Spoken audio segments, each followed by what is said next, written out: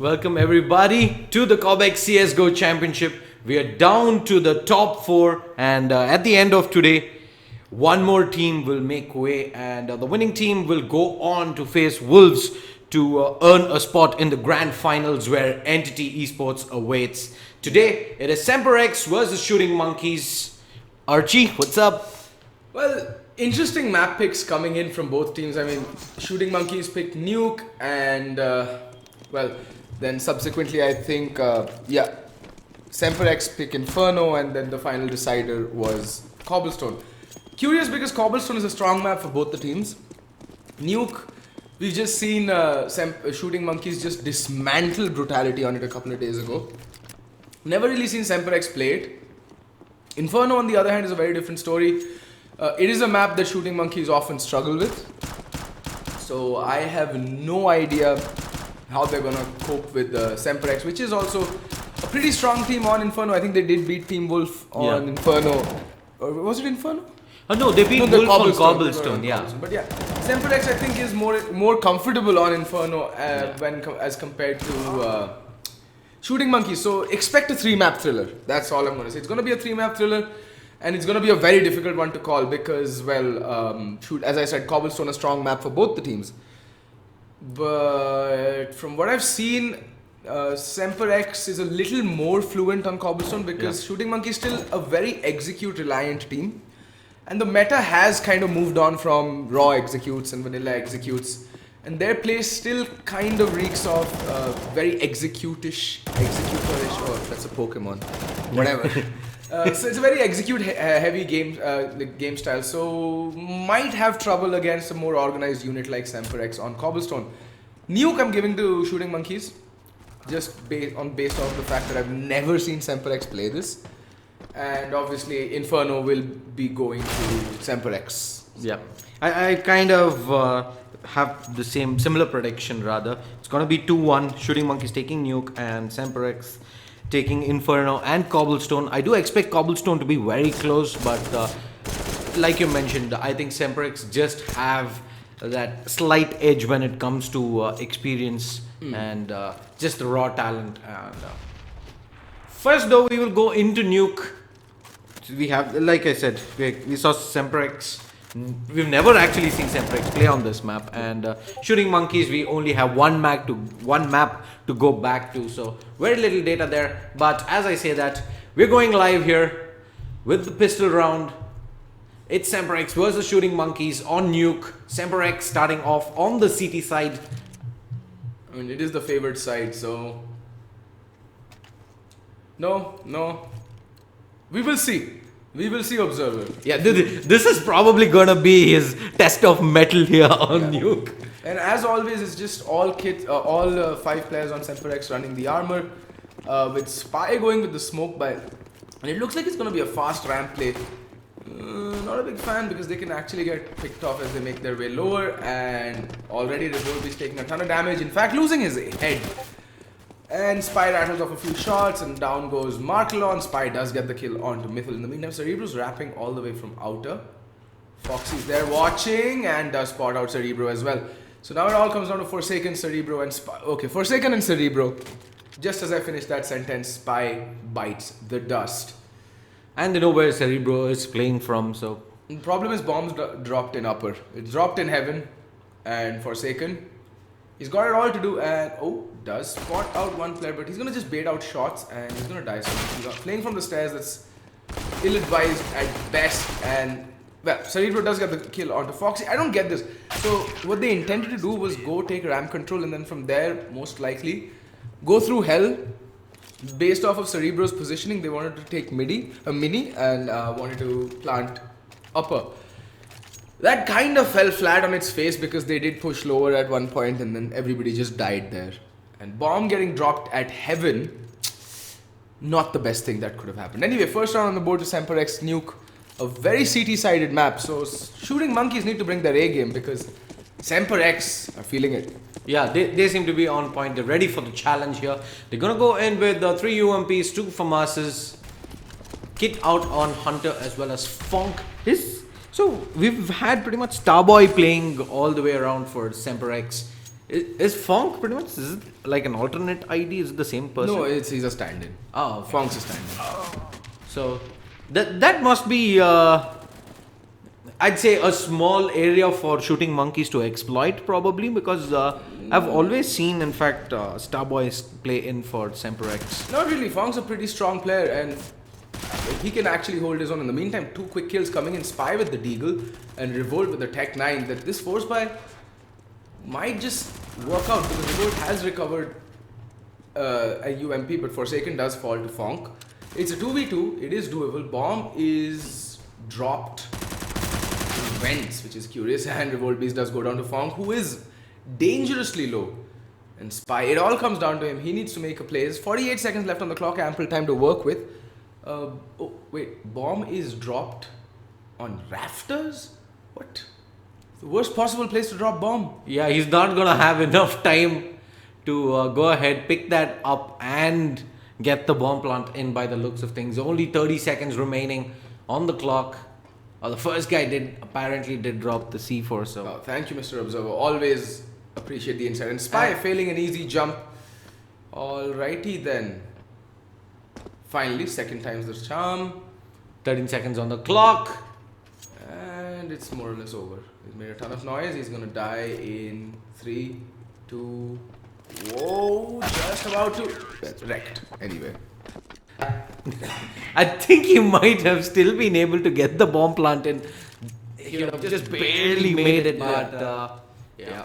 Semper X are having none of it. None of it. 2-0.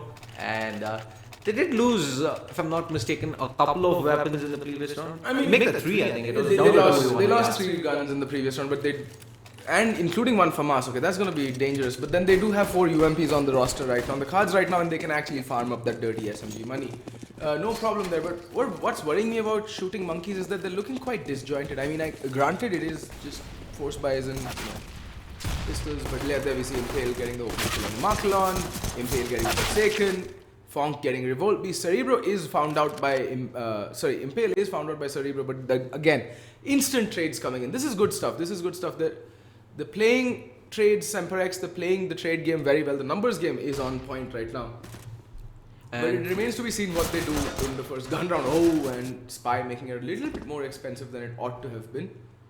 And like you mentioned, I think the first sign of what shooting monkeys can bring to the table, we're going to witness it in that first gun round. Spy does manage to bring down Fonk 1v2, but pretty much a similar ending to the previous one. Get onto the bomb site and down you go. 3-0 to Semper X, and Byron coming in for shooting monkeys. And the thing is, Spy and a couple of others will be able to afford some utility because they did get a considerable number of kills in those rounds. So that's good going in off the bat. Cerebro can buy up a Molotov. I don't know why he's saving the $750. I honestly don't know why he's saving the $750 to be very... Oh, there we go. He does pick up a Molotov. So they're going to have a decent amount of utility, all the rifles to work with. And Hunter's deciding to stick with the UMP. I mean, it's a very viable weapon at the range, at the position he's playing, which is mini. Because if they peek out at Squeaky, they're going to get mauled. UMP very powerful in the close to mid ranges, still till this date. This is what I was talking about, a very execute heavy style of play. Everyone's lining up for the smokes, they're just going to go raw execute onto the upper bomb site. Okay, so they decide against it, that's actually good.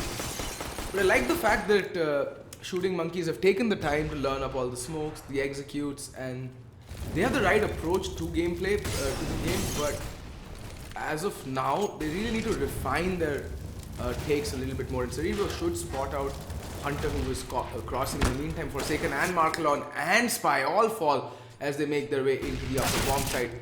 Yeah.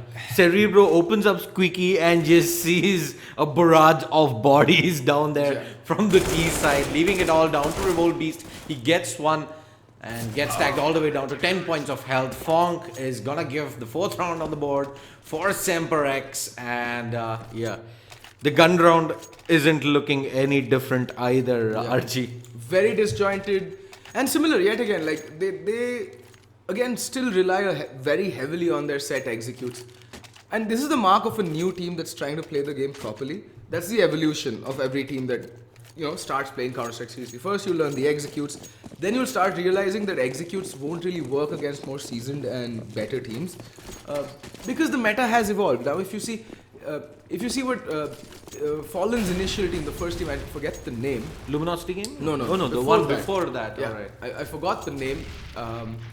What they used to do is they had the craziest executes on Mirage. Like each site had 5 different executes, and they just like catch teams completely off guard. And the problem with that was that eventually just teams started learning and you get enough info to go by. You have those demos which you can take by, do your homework and turn up, and those tricks that you have no longer seem to work. Exactly. And now if you look at the way these top teams are playing, it doesn't matter whether they have 2, 3, 4 or 5 players left.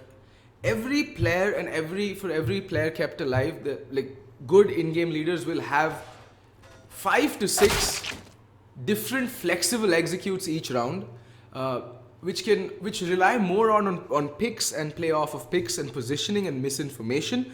Like nowadays, smokes, flashbangs, molotovs, and everything are used more for misinformation than actually masking your entry into a bomb site. You will see the odd round where they'll throw out the default execute just to throw teams a curveball, but they're not solely reliant on them, and that is where Indian Counter-Strike needs to reach, in my opinion. We see, as I speak, it was a save round, so there's nothing really to talk about there. Semper X put 5 rounds on the board. Shooting Monkeys full loss bonus, so now they should go into this round with all the utility, or even the op comes out onto Markelon. So let's see what they can do. 5 rounds. It is a very CT-sided map, but Shooting Monkeys did kind of wreck Brutality on this map as well. Yeah. And if I'm not mistaken, they took 10 rounds on the T side against Brutality. So that none of that we have actually seen here at this game, but yeah, it's gonna be the second gun round for Shooting Monkeys. 4 AKs, the AWP on Markelon, but Foxy is pushed up way too aggressive there in outer. Let's see though if Shooting Monkeys can get a read on this. I think he did spot one player out above on Silo. As a spy, it's going to be lining up a smoke here. Revolt as well as Cerebro. Okay, they're just going to throw in some utility fall all the way back, but Impale opens the kill up onto Cerebro. Forsaken does get the kill onto Foxy, down to a 4v4. The wall of smokes allows the T's to make their way towards lower, and the CTs, are they aware of this? Yes, Mythilov is up for the challenge. He takes down Spy, make that 3 kills going his way. Forsaken and Mark alone go down as well. It's all down to Revolt Beast, and 1v3 now. This is looking highly unlikely that Revolt will be able to clutch this. You never know, but okay, there we go. Impale just Goomba stomped Revolt Beast in the head with the AK there. Kind of unraveling here, Shooting Monkeys. Like, not the unit we were expecting them to be on Nuke. Yeah, Semper X proving to be much more worthy opponents. Yeah, this has just been for all the viewers who are tuning in for the first time for a Shooting Monkeys game. These guys are just looking like a shade of what they were in the entirety of the Cobx CSGO Championship. They have been a force to be reckoned with. Mark alone, Spy, Cerebro, Forsaken, even Revolt Beast in that previous game had put up a really good performance up against Brutality. And today, a little slow off the bat. They're yet to show up on the server. I agree, and well, interestingly enough, they've gone for the armor pistol buy, and it makes sense because they're gonna get, again, they're on the full max loss bonus, so they're gonna get money in the next round regardless.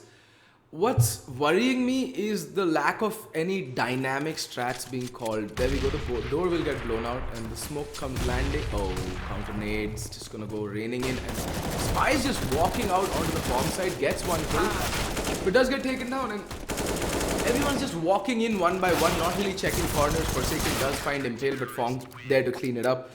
Again, 3 players kept alive for Semper X, and they're just stacking the money right now. Look at the money. They've been clinical on these rounds. Not only are they winning it convincingly, they're making sure for the fact that they have at least 3 guns saved, if not more. And 7-0 now. You can see the money on Fonk. 11,550 after buying into this round. Ay, ay, ay. I mean, it's just crazy the amount of money that Fonk has. In fact, shooting monkeys need to actually start doing more than just economic damage in these rounds because clearly it's not working. They need to change something up. And right now we're going to see that they're trying to go for that boost by the red barrels towards T-spawn. They've also switched hands on that AWP. It's on Cerebro. One of the players who had actually had an insane performance on Nuke versus Brutality. So let's see though if he can make that magic happen yet again. And there we go, Revolt Beast opening things up with the kill onto Foxy. Man advantage, neutralized because Hunter and Mythil just come up with two quick kills. Spy though does find Mythil, but in the meantime Fonk pops up and decapitates Forsaken. I mean, this is just not going Shooting Monkey's way anywhere. And there we go. See, lack of communication is what's causing Shooting Monkeys a majority of their problems right now. And these rounds are ending in a flurry. It is not that they're playing out for info, playing the clock. They're just pretty much running all around and getting shot down. Yeah. And they probably need to take a tactical pause at this point of time and reset completely and see what they can change going forward in Nuke. I agree, but here, like, I'm scared about Shooting Monkeys right now. If this is the kind of T-side that you're mounting on your own map, and finally Cerebro does get the kill onto Foxy, but they've had the man advantage going into rounds, 3 rounds in a row now, and they've kind of squandered it away because they're playing very isolated. Finally, they are advancing in packs, and they have to because they don't really have the utility to close off corners and clear corners. There we go, Impale finally kill on Cerebro. Hunter does spot out 2 players. He's going to Molotov it off and fall back. Very smart play coming out from him. Revo is going to take like a smidgen of nade damage, but Hunter retreating to a very strong position. They can just see his head and he can actually kill them and isolate those 1v1s very well from this position. The reload sound will give away his position, and there we go. See, Hunter just okay, fine. Does get traded instantly, but see, Spy just instantly just. I don't know why you'd peek an angle where you know is likely being marked. Oh, we might just be seeing though the first round for Shooting Monkeys in this round. They have managed to make their way successfully onto a bomb site and managed to plant the bomb for the first time in the game. It took them 9 rounds to manage a successful plant, and now it all comes down to their post plant and how well Semper actually retake. And Bo3's good position, but gets Cobx'd off the map for this round. Mythil coming in through Hazard Room or Radiation Room. There we go. Forsaken gets the kill onto Impale, leaving Mythil in a 1v2 situation. And Forsaken knows what's up and he should be able to get the kill. Nope, Forsaken drops, leaving Markelon in a 1v1. And Mythil knows where Markelon is playing from, but just doesn't have the HP to clutch it out. Markelon winning that 1v1 and getting the first round on the board for Shooting Monkeys. But here's the problem. Shooting Monkeys lost 4 rifles. They don't have the money to buy into this round properly. And the reset potential is very, very real as well. If Semper takes this, and I don't think I get to say this too many times, but winning a round probably there is still not going to work in their favor. Yeah, like they just lost too many players there. Yeah. And that's good. Now Semperex can actually, tighten the screws a little bit more and... Okay then, Cerebro. Oh, Fonk will burn Cerebro alive. 1-for-1 trade will still favor the T's on any map, and Impale and Fonk need to be careful. They're holding by Hut. There we go. Markelon does get Molotov back. He has to beat a hasty retreat. In the meantime, Impale just going fishing for some information and will burn in his own fire. Yeah, it's Tandoor Day on Nuke apparently, but Impale whiffing that spray onto Spy does give them the man advantage, but Hunter gets 1, gets 2, almost gets a 3rd there. Forsaken finally does manage to bring down Hunter down to a 2v2. Spy, however, is very low on 25 points of health. Foxy, they know exactly where he's playing from. Now they know where both players are playing from because that smoke very smartly is going to isolate out wherever the shots are coming from. Now Spy can just turn around and actually get the kill. In the meantime, Foxy does get the kill out of Forsaken, and then Foxy's caught on the reload. They know where Spy is playing from, and he's so very low, and Fonk gets the kill. And there's the reset that we were talking about. Shooting Monkey is getting instantly reset and their economy is just going to be completely in the doldrums. And there we go, Fong just praying away at Spy's face like, who's your daddy? Just that's exactly what's going through Fong's head right now. Yeah, and it did not even help for a fact that Foxy's nade there managed to connect onto Forsaken, if I'm not mistaken, and he got tagged down to 55 points of health. And now Semper in the driver's seat, 9-1, an eco coming in from Shooting Monkeys. They're just gonna have a couple of Deagles and P250s, armor out on Spy and Revolt Beast here in round number 11. It should be a pretty straightforward round for Semper X. As I say, that Spy gets the 1 dig onto Fong to open this round up. They need a lot more of that to challenge Semper X here in this round. Archie? It's just, I mean, I'm not really convinced that Semper X, that Shooting Monkeys have put in the time to play against a more organized unit. Because right now, they're getting the man advantage, but from that point onwards, they're looking fairly lost as to what to do with it. They're not really utilizing the numbers game from that point forward. They're just going in, like arms wide open into welcoming crosshairs. Look at that, Impale, Mythil, just picking them off one by one. There's literally no trades coming in from Shooting Monkeys. They're playing very isolated. Everyone's just walking in one by one, peeking angles. They're not playing as a group. They're not... See, what I would expect at this point to use your limited utility to your advantage. You force spot into that round. You have a couple of flashbangs. You've got the man up. Now peek every angle with those flashbangs, making sure 2 people peek at the same time. They're clearing the same angle so that you can get, you can get the trade in if the need arises, but it's just not happening. Shooting Monkeys playing a very individualistic style of Counter-Strike, which will never work on a map, especially like Nuke, because like I said the other time the Shooting Monkeys were playing it, that if you come across against an organized CT side, even a halfway organized CT side, you're going to lose it big time. And that's exactly what's happening. Semper X is just playing the numbers game perfectly right now. Even when they go and man down, they know that they have the players and the skill to hold down certain areas of the map, key areas of the map in fact.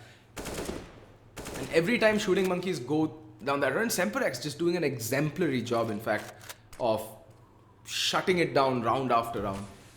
So, and Shooting Monkeys really need to change something. Like, really need to change something. Yep, and unfortunately the money situation means that they cannot effort into an AWP for Cerebro, and he in fact is the first one to take a fall.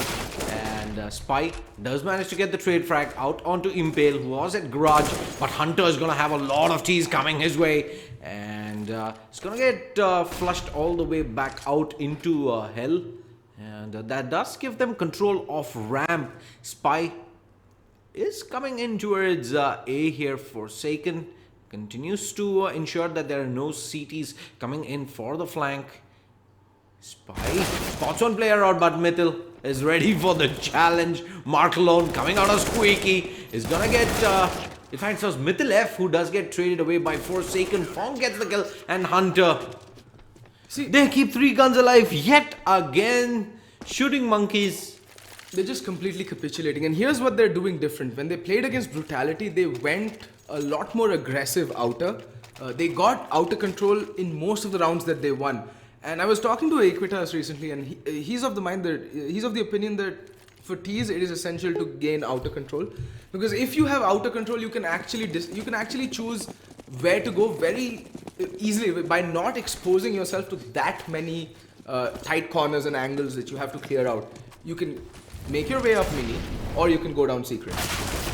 And it's an eco coming in. Hunter is just gonna go up and decimate a couple of Shooting Monkeys there, and Impale adds a brace himself, leaving Forsaken all alone, still just heading out of T-spawn, and he's like, boy, that round came to I think his mouse might have stopped working. Yeah, I think there's a technical timeout going to be called soon because his mouse has stopped working. Yeah, and we are heading into the last 2 rounds of the first half already. It's hardly been since the game has begun, and Semper are in a hurry to close this out.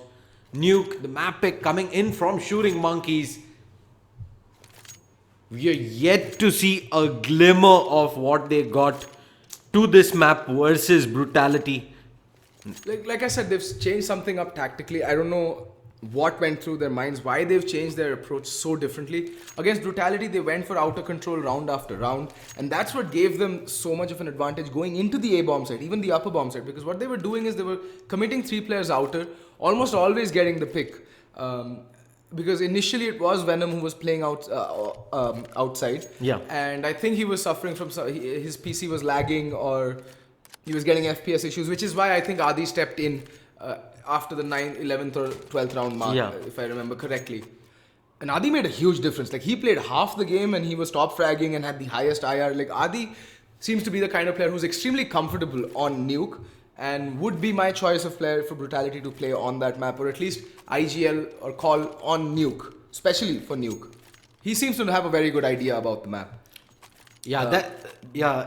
They got the saving grace there. They managed to pick up quite a few rounds there towards the fragging. I think Adi aced the first round he joined the server that game. So yeah, he's someone who's he comes across as someone who's extremely comfortable on Nuke. But what they were doing there was they were committing 3 players outer, so they had the trades. See, because the CTs at most can spare 2 players outer. If you have 3 players outer, you're playing the numbers game. They're the players who are aggressing early round. You need 3 smokes you can even cross using 2. And you can use that to fake over secret and then pop out and get the players, maybe caught off guard, trying to rotate towards secret, or, wrap around from red. There's a lot of potential plays that you can do on the towards the outside. And what that allowed them to do was, since there were 3 players always getting spotted on the outer, Brutality was more or less focused towards watching Mini, watching Heaven, watching Hell, and playing pretty passive on the outside. And that allowed the players who were playing inside in lobby room or trophy room, they could create a lot of nuisance inside, just running around, killing people, or just using their utility to cause diversion, feed misinformation. And that's what worked in Shooting Monkey's favor, especially on that T side. This time around, we've hardly ever seen them take outer control. Yep. They've just used it as a conduit towards secret and then just get mauled alive as they walked in at the staircase. And that's going to happen. If you don't put yourself at a numbers advantage early on by taking outer control, you're going to die. And what's more important is that Semper is playing very smartly as well. They've seen Shooting Monkeys play and they're like, screw outer. Because I've never seen Semper even bother getting outer control. They're playing very passive, way back from Heaven. From within secret, you saw Fonk one round just peek up secret. That was that's about as much as outer control that they've ever tried to seek. They're more than happy playing from the bomb sides because they know that at the end of the day they have to come to you. And when they do, they're going to run into a meat grinder because Mythil, Hunter, Foxy, Impale, they're all crazy good aimers. Yeah. So Mythil and Hunter especially. So Semper have just done their homework and they're not allowing Shooting Monkeys to play the style of play that they're comfortable with. That is getting out of control, getting a few picks outside, and then working their way in from that point onwards. So And it has been a very dull game for Forsaken as well. He was I would say is the superstar in Shooting Monkeys, who's put out standout performances game after game, and he's been relatively very quiet here on Nuke. he has. And hopefully this technical pause does allow them to regroup to an extent, maybe even Forsaken to get a much needed time out. And I mean, yeah, this is a very good thing to happen at this point because it might be a little too late. I would have liked to see Shooting Monkeys take their tactical timeout, say when they were 6-0 down, when they lost their second gun round. Because, see, what does a timeout do? It stops the momentum for the winning team. It allows you to get your head back in the game. It allows you to hit that reset button, just get your mind refreshed, and maybe come up with, you're like, guys, it's not working. Let's try something else. Right. And right now, from what I'm seeing, the problem with Shooting Monkeys, and I completely sympathize with them. They are a new team, And they're very good. They're very good at the game. Their individual game sense, their individual mechanics is right up there. Possibly, maybe Forsaken might be better than a few players on Semper X, but individual skill alone will only take you that far. It is a 5v5 competitive team-based first-person shooter. You need to have, the team aspect is very important. And right now, since outer control is more or less being given to Shooting Monkeys, they're not really utilizing all that map real estate. The only time I've seen Semper X actually push outer or be aggressive outer have been during their anti-ecos. And that is a risk that they're willing to take because they know that they have the SMGs, they can actually use the utility to their advantage and actually push them. In the gun rounds, they've been fairly passive. So, use the outer control, right? Like, wrap around rafters. Since Semper X aren't going for info plays, feed them misinformation. Use your utility in the lobby area, on the towards inside, towards upper, towards lower, or ramp. Make them rooted to the spots that they're looking at, and then have a couple of players wrap around rafters and shoot players heaven. I'm not really seeing what kind of setup they have going towards outer because our observer is not he's focusing on the action as every good observer should. And there we go. This time we do see some outer presence being shown by Mythil and Foxy. Foxy to go down instantly, leaving Mythil alone. And see, Revolt B is getting a kill onto Fong. Impale does reply, but gets immediately traded. Mythil all alone outer, and he does get taken out by Forsaken. Very good. They went for outer control. Yeah, Semper X took the gamble there and doesn't pay off. And Shooting Monkeys are all set here. It's all down to Hunter. But the first step for Shooting Monkeys is to get these remaining 2 rounds. They managed to pick up 1. Moving into the last round of the first half, they need to pick this up and the pistol round on the CT side as well. Yeah, it's a very tall order right now. Oh, and Foxy with the auto sniper. This is like adding insult to injury. He's gone exist mode right now. Picking up the auto sniper. I think he'll take that outside garage. Yeah, I think that's going to garage. Might just catch Shooting Monkeys off guard a little bit because there's been no scoped weapon outside till now. And bomb is making its way outer, and Foxy, he is taking it outer. That's smoke gonna bloom, but not really gonna catch him off guard. Oh! Foxy does get spotted out though. And that nade's gonna sail in and do absolutely nothing. Foxy gets the first kill with the... What? We just saw it was... Did he just walk into death? Yeah? Revolt Beast, if I'm not mistaken. Did he just walk into death? Oh, okay then. Okay then. Yeah, we're at whatever works, I mean, right? Yeah, if it works, it works. And now Cerebro, he knows that people are trying to get in on the flank. But again, not a big fan of this. You are 2-man to the good. Why are you giving up your life so cheaply, Impale? Just fall back. You've been doing this so well. Getting the initial man advantage and then just playing the numbers game from that point forward. Hunter needs to be careful. There's a player right above him. And Cerebro? Not sure if he spotted out Foxy there as... Forsaken finds Hunter. Like I said, Hunter was not careful. There was someone right above his head. In the meantime, Foxy's gonna come in. Oh, Mythil kills Cerebro. Down to a 2v3. Still doable. But from this point onwards, the CT should just play for trades. They don't need to go in isolated individuals and fall one by one. They need to play the numbers game. That's what's crucial in Counter-Strike right now. Is the numbers game, man. Mark alone is gonna go ahead, recover the bomb here. Forsaken already waiting in lower, and he is already taken down. And Mark alone is gonna head into the A-bomb site, completely open here. He gets the bomb planted. Foxy, he spots him out, but doesn't pull the trigger at the right time. Does allow Mark alone to get the bomb plant in, but now 1 versus 3. He has a daunting task. He does tag Foxy all the way down to 13 points of health, but they know exactly where Mark Lone is playing from, and Fonk comes in with the flank there. They get the diffuse in. 13-2 on the CT side. What a masterclass of a performance from Semper X. The one word that comes to my mind while describing what Semper X did to Shooting Monkeys is dominant.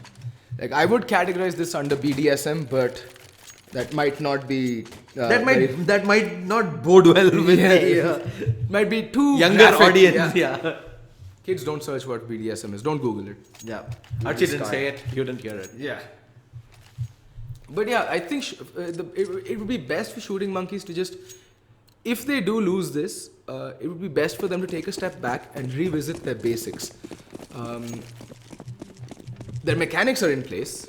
Their executes are on point. Now they need to figure out how to work around the executes and how to be more flexible in their approach. Cerebro watching Hut there, and Forsaken is going to be marking ramp. That flashbang's not really going to bother Cerebro.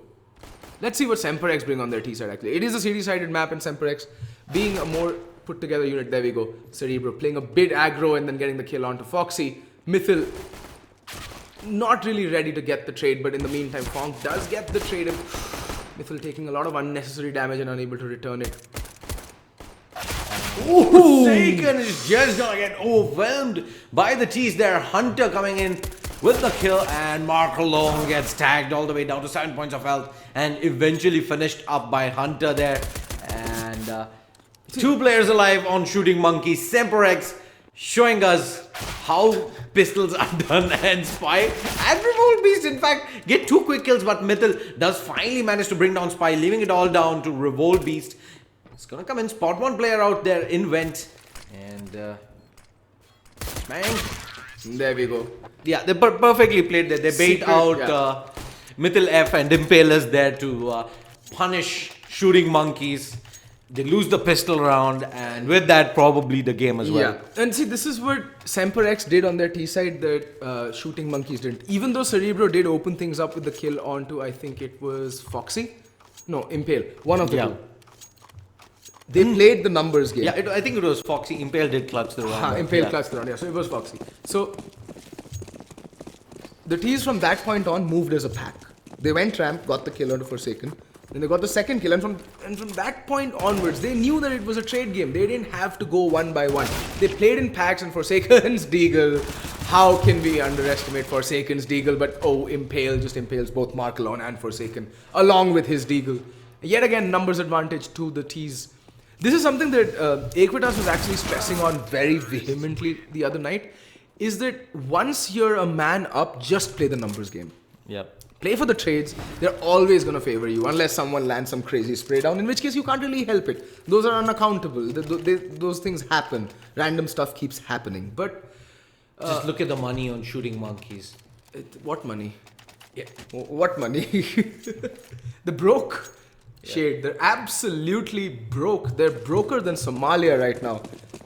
That's saying something actually. And it's gonna be a couple of Deagles, a CZ, a 5-7, and the lone UMP on Cerebro as they're gonna come rushing in. There's in fact an immediate flash to hold them in their tracks, and there we go. Spike as well as Revolt Beast chime in, and Shooting Monkeys, they just walked into the meat grinder there. Shooting Monkeys kinda anti-stratted that they were ready for that push towards ramp, and they just mow them down. They do, in the grand scheme of things though, they do survive just about 1 round. The gun round is gonna come in for Semper X regardless, and Shooting Monkeys on the other side, their buy still leaves a lot to be desired. It's gonna be 2 UMPs, a Galil, a Farmus, and an M4 on Spy. I mean, Shooting Monkeys did manage to put the 3rd round on the board, and it was a good play coming out. They read what they were going to do. They had a read into that round, and they played that perfectly. But what can they do from this point forward? Hunter opening things up with the kill on Spy. Forsaken likes playing Heaven a lot. I know that's Revolt who's making his way down right now. Okay. I don't think he's gonna spot anyone out just yet. There is a T aggressing up towards See, the numbers Heaven, game. and Mythil F just walks in and takes 2 players down. And Mark alone and Forsaken, last 2 alive. Mark alone does manage to find Fong, but he's just gonna walk into Foxy's crosshair there, and it's all down to Forsaken. And did you see what Foxy did there, right? He used the utility to his advantage, because once that Molotov comes off, Marklon has to be on the move. He can't really shoulder peek that angle, peek it properly, because he's going to take attrition damage no matter what. So that's what I'm saying. They're using their utility, they're playing as a team, and they're playing the numbers game. It's very good Counter-Strike coming out for Semper right now. It's really impressive. And Forsaken just blinds himself and gets punished. And there we go. A very quick first map on Nuke, 16-3. Shooting Monkeys get completely destroyed there. On their map pick. On their own map pick, that when we all know Inferno is not a map that they're completely comfortable on. So it's all going to come down to Shooting Monkeys having the game of their lives on Inferno if they want to have a chance of taking this to the deciding third map and stay on and fight on in the tournament. Yeah, from that point yeah, onwards. a completely different Shooting Monkeys has to turn up on Inferno. The play that we just witnessed is not even close to cutting it to take down Semper X. Don't go anywhere. Stay tuned. We will be back with map number 2, that is Inferno. This is the lower bracket semi-final of the Cobx CSGO Championship. Semper X versus Shooting Monkeys. Who is going through? Stick around and find out.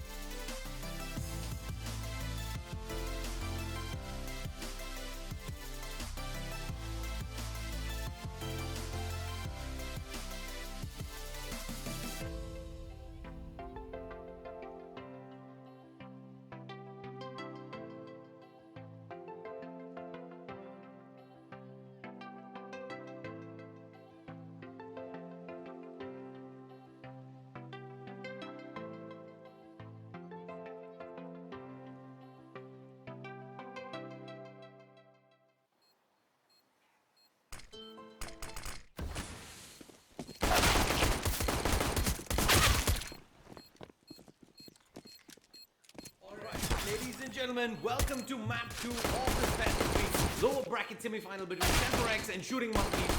We see Semper start off on the CT side, and Shooting Monkeys are gonna take the pistol. Cerebro there with the fragment of that round with the 2K.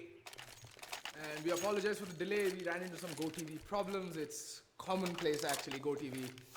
And I think there is the HP bug. Armor HP bug, yeah.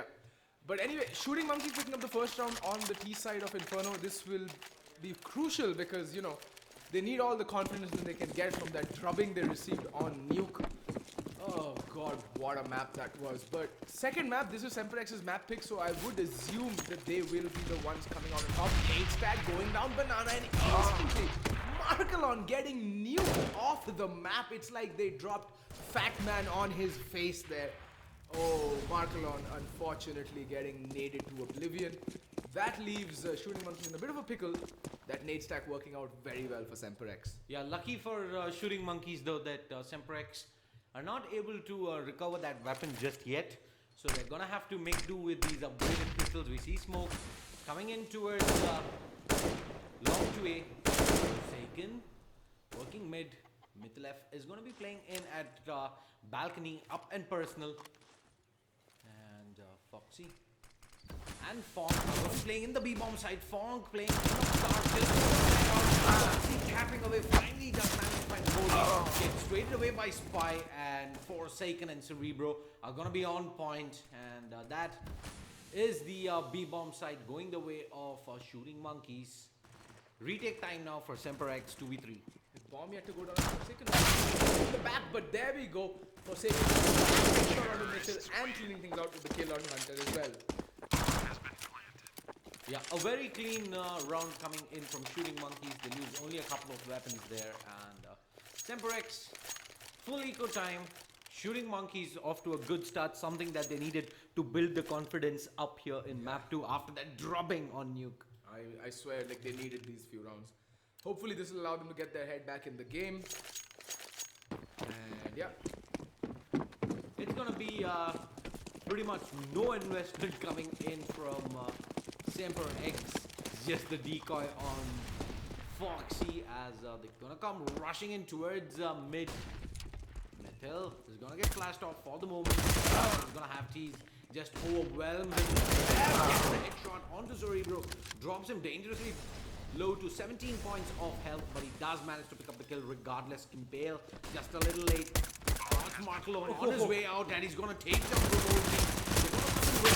Here goes for that firefight up against Spy. Spy does land the headshot. Cerebro, who was very, very low, gets taken away by Hunter. He gets 2 kills there. With that recovers the deal, but Forsaken finally brings him down. Shooting Monkeys made a meal of that round, but they pick it up regardless. 3-0. And it's going to be the buy coming in from Semperx. Immediately, Hunter goes in for that glass cannon AWP. Yeah, and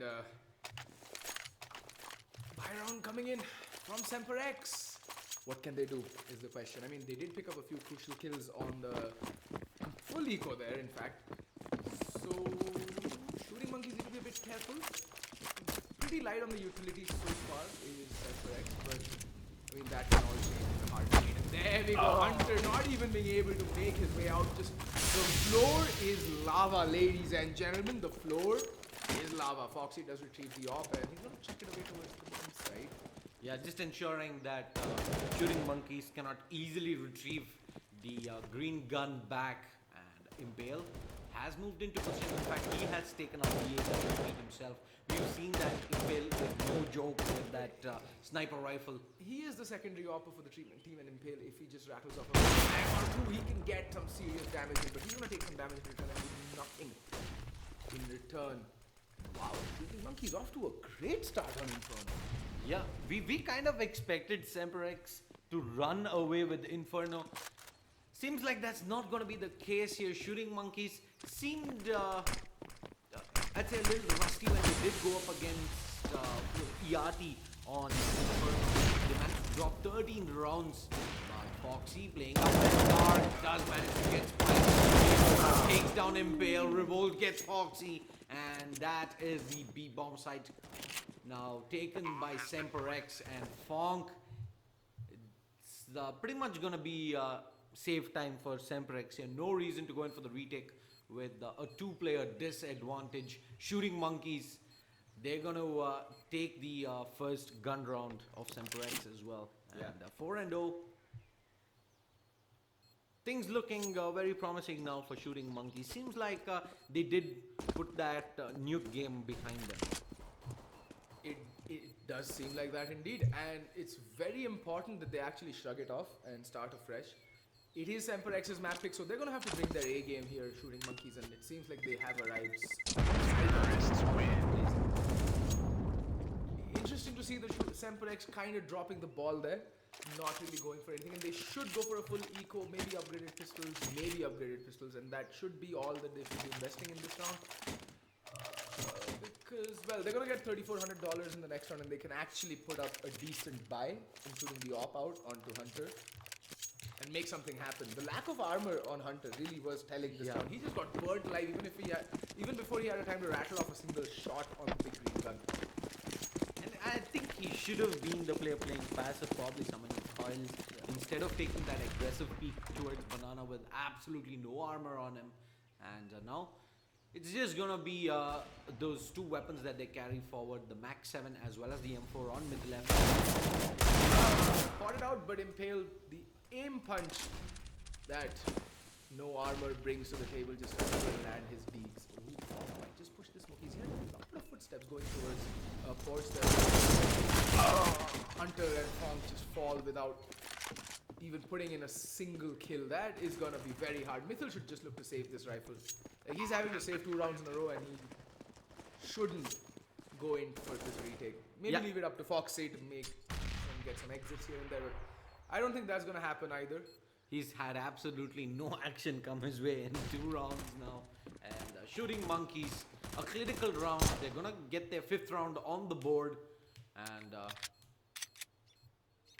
Foxy is looking in if he can recover at least 1 rifle here, and that is gonna go a long way in allowing Semper X to put out a much better buy in the coming round. Does get the kill on to Spy, but that's not the terrorists win. Yeah, with the left, they're gonna leave him all alone here. They're not gonna go in for the hunt. And 5-0 now, Shooting Monkeys doing exactly what Semper X did in Nuke at the start. But here's the thing though, Semper X, their CT side has never been that strong on Inferno. I've never seen them be a very dominant CT side on Inferno. It is their T side that is scary. So even if Semper X managed to put 5 to 6 rounds on the board on their CT side, I think they'll have enough in the tank to see off the rest of the map. And it's gonna be Hunter back on the AWP. Mythil heading in towards Esports here at the start of round number 6. Hunter is boosted up here for the moment towards Banana. Is just going to follow anyone else. He finally does spot the player out. Lucky that he managed to get away unscathed from that duel there. And the smoke's coming in is going to deter Spy from pushing ahead. Does go down on the side of Shooting Monkeys, and that is a very good start for Semper X in this round. And that's the thing, right? They'd been avoiding Mythil. Surprisingly, they've been avoiding Mythil every round thus far. And Mythil was one of the key players on Nuke. He was just hitting some nasty shots. And running into him, you can clearly see he's still feeling it. Gets the kill, no problem. Doesn't take a single point of damage in return either. So that's going to be a huge play coming out from Blue. Let's be careful. Get kicked out from a little gap in apartments. And there we go. Forsaken gets his head blown clean off. Yeah, Mythil was, it was impaled. He was ready for it all day. Mark alone is dart. Does manage to catch off a player there with the nade out in hand, but he does manage to get into safety before things go out of hand. Mythil, he was in a good spot to deny that push coming into the A-bomb side. Gets raided away, but Impale does manage to bring down Mark alone. Bomb goes down, and it is going to be a 2v4 retake. As I said, People gets one. Another kill as well. Make that 2. Foxy takes a fall as well, and Hunter is already on the save. Wow! Okay then.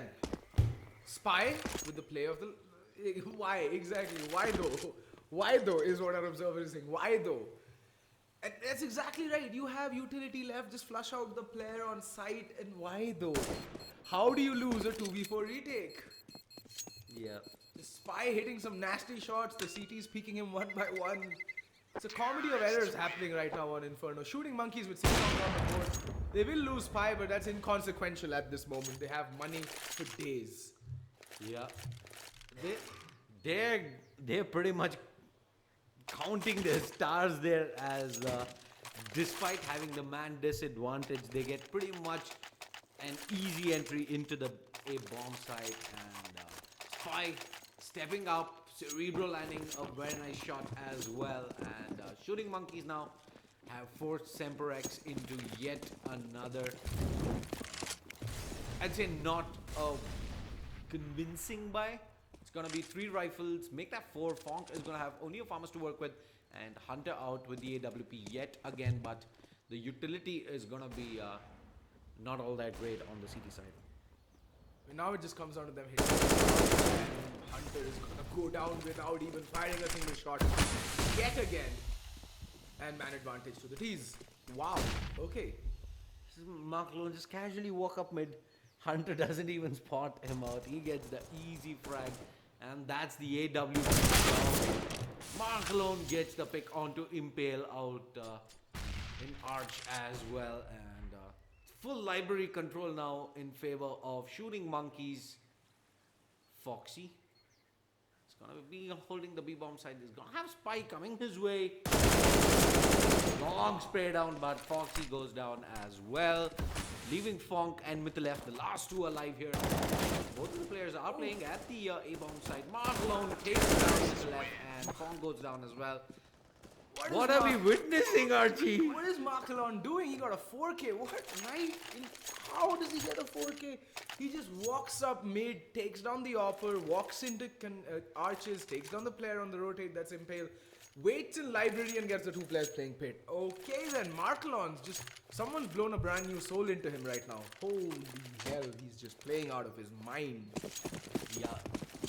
We kind of expected the Semper X to be taking this clean 2-0, but even if Shooting Monkeys takes this, doesn't look like it's going to affect the duration of the match played, because Shooting Monkeys, they're taking these rounds and they're taking them fast, and catches Impale looking the wrong way. Tappa. Fonk gets taken down. Hunter does get 1 kill, but it's gonna be the last man alive. Hit the left, gets traded away. Cerebro with the AWP on point, and 8-0. Did they switch names? Doesn't look like it. Okay then, it seems that the teams are stronger on their opponent's map picks than they are on their own. Yeah. Interesting revelation. This is probably some next level hustle coming in from both these teams, if I can say so. Yeah, it's just crazy.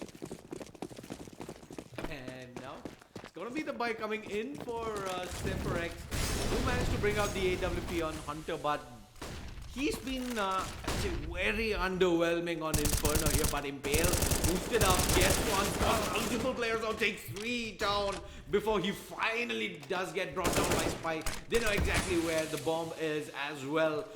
Is that the moment Semper X were looking for to wake up and get back into Inferno? I don't know, they might just find a way to lose this round as well. I have kind of sort of given up. Anyway, the player at B should have heard the footsteps being made. They were thundering up banana. So the rotation does come in, and that Molotov is going to new boxes. Hey, nifty little Molotov for new boxes. I should try that in matchmaking next time. Yep. And there we go. Finally, a clean round coming out from Semper X, keeping 4 members alive. And Mithil just caught staring into nothingness by banana. He's like, huh? Round over? We're all alive? How is that possible? But anyway, first round for Semper X. Can they string 6 more together to make it an 8-7-half is the question. Well, they are in reset territory, so they need to be very careful going forward. And the money is still looking plenty good on Shooting Monkeys, so they don't have a problem buying into this round. Either way. yeah, it's gonna be 4 rifles and the AWP for either side. And the early Molotov coming in is gonna hold Forsaken in his place here. And we're gonna see counter Molotovs coming in as well, but aggression coming in from the CTs towards apartments and second mid. It's a lot of info going their way. They know for a fact now that there is no T's out in mid, no T's in second mid either. They're all funneled in towards a banana here, and the CTs are gonna take their spot. Flashed into position there. Fonk gets the opening pick onto Forsaken, and now, geez, they're gonna change their venue of approach. But Mythilef spots exactly what's happening, and Impale from behind, taking down two players there, and Cerebro is gonna get spammed all the way down to 26 points of health. He does have the AWP, whiffs the first shot, and that is pretty much gonna be all that she wrote. Semper, very, very clean second round win there. 2 rounds on the board, 4 players kept alive both rounds. That means now they can finally have some semblance of an economy going forward. And that's crucial when it comes to the CT economy. And Cerebro, does he have an AWP here? Not, okay, he does. So, Semperex, it's just a question to see if they can keep doing this round after round, because they have a lot of catching up to do. Still 6 rounds away from catching up to Shooting Monkeys, and as I say that, Cerebro gets the pick onto Fonk, neutralized away by Mythilef downing Spike. Mythil needs to be careful. He's hurt. He's been hurt all the way up. And if Markelon peeks out right now, he can... Oh, Cerebro, Mythil does make his way to safety. He's in... Oh, Impale. How is... So they've just realized that Shooting Monkeys have no answer for aggression. And they're just taking the game right to them. It's like Mythil and Impale are entry fraggers on the CT side. I mean, who would have thought that even possible? But that's just exactly what's happening right now.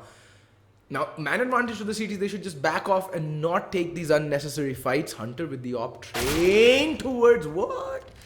A little way too late on the trigger there, but Foxy up and boost, got a spot out Revolt, he takes him down. That's the bomb down, spraying away through the smoke. Does do some damage, but finally does get taken down by Markelone. It's down to a 2v2. Cerebro with the AWP, bomb goes down, and he's gonna know that there's at least one player out in coils. Impale is just gonna step out, and Mythilef gets the frag onto Markelone. Cerebro with the AWP does manage to land it on Impale, but Mythilef perfect on the peak. He's gonna get the defuse in. Semperex 3 rounds now on the trot. I mean, they're still cutting it a bit too close. In fact, in my opinion, because I mean, they're a man to the good. They should not be allowing Cerebro to. The Hunter should not be being caught off guard at that point. The way Cerebro peeked him and instantly decapitates him at Banana there at CT spawn, the angle he was holding should not be happening. And it's going to be another buy round coming in for Shooting Monkeys. They had money for ages. It was an 8-round streak that they had managed to accumulate. And Mythilef pushing Banana, gets 1, gets 2. And that's bomb down. What? Why? What the hell is even happening right now? I have no clue. The CTs just come running in through Banana. Absolutely no utilities used. They just catch 2 players off guard on the side of Shooting Monkeys, and now they have control of the bomb. Revolt Beast has been smoked away for glory at the moment. He gets tagged really down. Fonk does take the fall, and they manage to flush out Mythilef as well. And Foxy's gonna be all alone and taken down by Spy. And this is the very definition of a misplay coming in from Semperex. Very definition of misplay coming in from Semperex. There's no need to crowd around the bomb. It is not a novelty item. You know where it is. Leave one player to watch it and play passive. You have the man advantage. There's no need. It's not, you're not mother hens guarding an egg. You're not a T-Rex, a female T-Rex guarding their precious eggs. You have to huddle around it in a corner like, you know, it's a campfire and then warm your hands around it. You don't have to do that. Back off. Let it be. It's okay. You can actually use it as good bait. Because the T's have to come and get it at some point. Yeah, and regardless of having won 3 rounds there, Semper X immediately back on the save. It's gonna be only armor out on Mythalef and Foxy. A Deagle and a nade out on Fonk. It's gonna be a quick play coming in towards B here, and Forsaken's gonna open things up onto Fonk. Got the second player out, but yeah, Foxy does get the kill onto Forsaken, looking the wrong way. Mythalef gets another one onto Spy, but he finally gets traded away by Revolt Beast. Hunter chiming in with 1 kill, and it's down to a 1v2, but he doesn't have a weapon to work with. And the T's, they have 1 minute 10 seconds remaining on the clock. They're going to go ahead and rotate all the way to the A-bomb side, and Hunter knows exactly what's coming his way, but not having armor, not having weaponry, he's gonna get spotted out. Oh! He does get the kill onto Cerebro. Guys, 14 points of health. Revolt! Oh my god, he came so close to losing that. yeah, to giving us another heart attack as well, but Shooting Monkeys do manage to take that round. Double digits, 10 and 3. But My head hurts. this, I'd say the plays from both these sides, in fact, has been all over the place. Yeah, they have. And now a very light buy coming in from Semper X. They cannot afford to save anymore. Very little utility, but at least they managed to put 4 rifles and an AWP on the table. But what can they do with it is the question. Yeah, it's Hunter who's gonna open things out onto Cerebro. I think that's pretty much the first time he's won the AWP battle. And it's gonna be 1 man to the good here, Semper X. They're gonna have a lot of T's coming with the left sway, and he whiffs the spray. He does do some damage, but Fonk manages to drop one, but that's gonna be it. Impale gets the jump onto Revolt Beast. Foxy drops the bomb. Gonna have some more T's coming his way. Forsaken does manage to overwhelm Foxy in the side, but just look at the health. It's just 44 points of health between the 2 remaining T's. Hunter with the AWP. He's gonna have to make things work here on the retake. Oh, so well played from Forsaken there. This man's individual game sense is absolutely insane. Like the way he plays it, and the Molotov gonna force Hunter off as well. Does not have a kit, so he has to hurry the retake. The bomb's gone down. There's 2 players left. They're left internally bleeding. He can pull out his pistol and take down both of them. But I mean, this is so sad. There's no time left. He has to go for the save. Yeah, and Shooting Monkeys yet again played the trade game absolutely perfectly. Shut the retake even before it commences, and 11 rounds on the board here. 11 and 3 moving into the last round of the first half. A completely different Shooting Monkeys, a completely different Semper X as well to what we saw in map number 1. Yeah, like it is just all over the place. Like I don't even understand like whose map pick is what at this point. Shooting Monkeys choosing Nuke, getting completely mauled alive on it. Now Semper X choosing Inferno, and so far they're getting completely wiped off the map. And kit out onto Hunter. They're at least gonna have 1 kit to work with this round. Oh, 2 kits. 4 UMPs and some utility and armor for everybody. That's all the CTs have to work with. In the meantime, Shooting Monkeys can buy up fully, invest in all the nades, all the utility they can imagine and want and hope for. I think they still have some money to go by as well, even after this buy here, as Mark Alone is going to push up Banana, very aggressive here at the beginning of this round. Hunter has taken that AWP, very aggressive towards Aparts, and unfortunate for him though, there are no T's coming in his way just yet. Revolt Beast playing it passive up there in second mid. Mark Alone is finally going to aggress up towards B here. Spike is watching his back. Hunter finally does fall all the way back towards the A-bomb side. I'm guessing he's going to be taking up a position towards Pit. And Mark Alone. That smoke towards Coils. And that's going to be the T's who are going to be held up for a moment there with that counter flashbang coming in. But Mythalef, he does have a UMP. He's going to get 1. Nope. Nothing. He's gonna get nothing. But there are 2 more players over by the B bomb side. Foxy is just pushing through the smoke, and Fonk is getting naded, mollied and everything under the sun. They need to be careful. It's just everywhere you see there's just fires burning like the pits of hell. And down, Foxy takes down 2 players in the meantime. It's down to a 2v3. We have seen Semper mess up a 2v3 4v2 retake in fact just a little while ago, and Markelon, oh, the timing just not gonna favor him, and he's so low, he can just go down with the tickle, and there we go. Foxy does take down Markelon, but he's very low in turn as well. Cerebro gets the kill. Can he get the final kill is the question. Tapping away with the P250 but missing the shots when it mattered, and Hunter returning the favor with his own P250. Semper finished the T half 4 rounds to 11, the CT half, my bad. My god, is that not impressive at all. Yeah, might have even been 12-3 if not for Cerebro whiffing a couple of shots there with the P250, being forced to reload.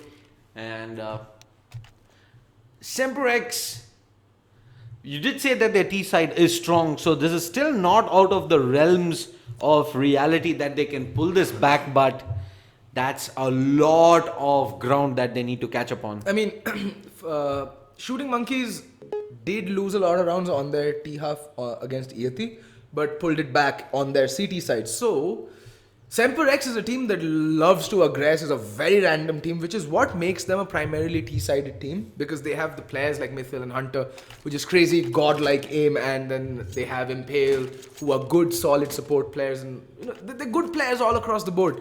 So they can aggress, everyone's got great aim on them. So T-side is their preferred side on any map. And they need to start things off on the pistol round here. They need to teak it. And how's the buy gonna look like? It's gonna be 4 sets of armor and a smoke out on Hunter. And Fong's gonna play Raid Boss. Tech 9 armor. He's got to open it up for his team. They need this pistol round. They need it desperately. Yeah. And how's the buy looking like on the CT side? It is gonna be 5 sets of armor. Yeah. Easy peasy.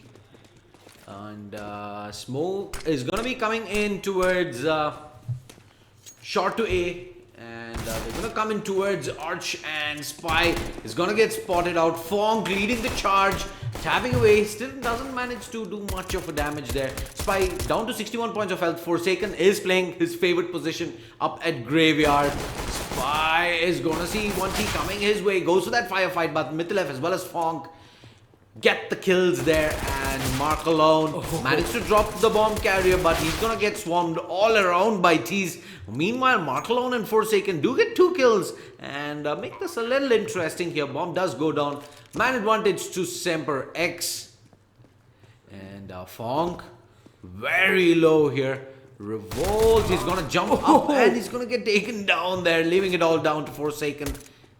It's pretty much the pistol round done and dusted there as Foxy closes it out. Semper 5-11. Like I said, they're a much better T side than a CT side. They pick up the T pistol. That was crucial, but now they should be afraid because Armored Eagle time for Forsaken. Yeah. And they should be very, very afraid because this man's Deagle is legendary. It is amazing the shots he manages to hit with that hand cannon of his. In the meantime, there's going to be 4 UMPs and 1 AK-47 out on Semper. They're going to have a plethora of nades to work with. They should be putting that to good use. And what are we going to see coming out from them? And Forsaken to rattle off a few shots, not really landing anything.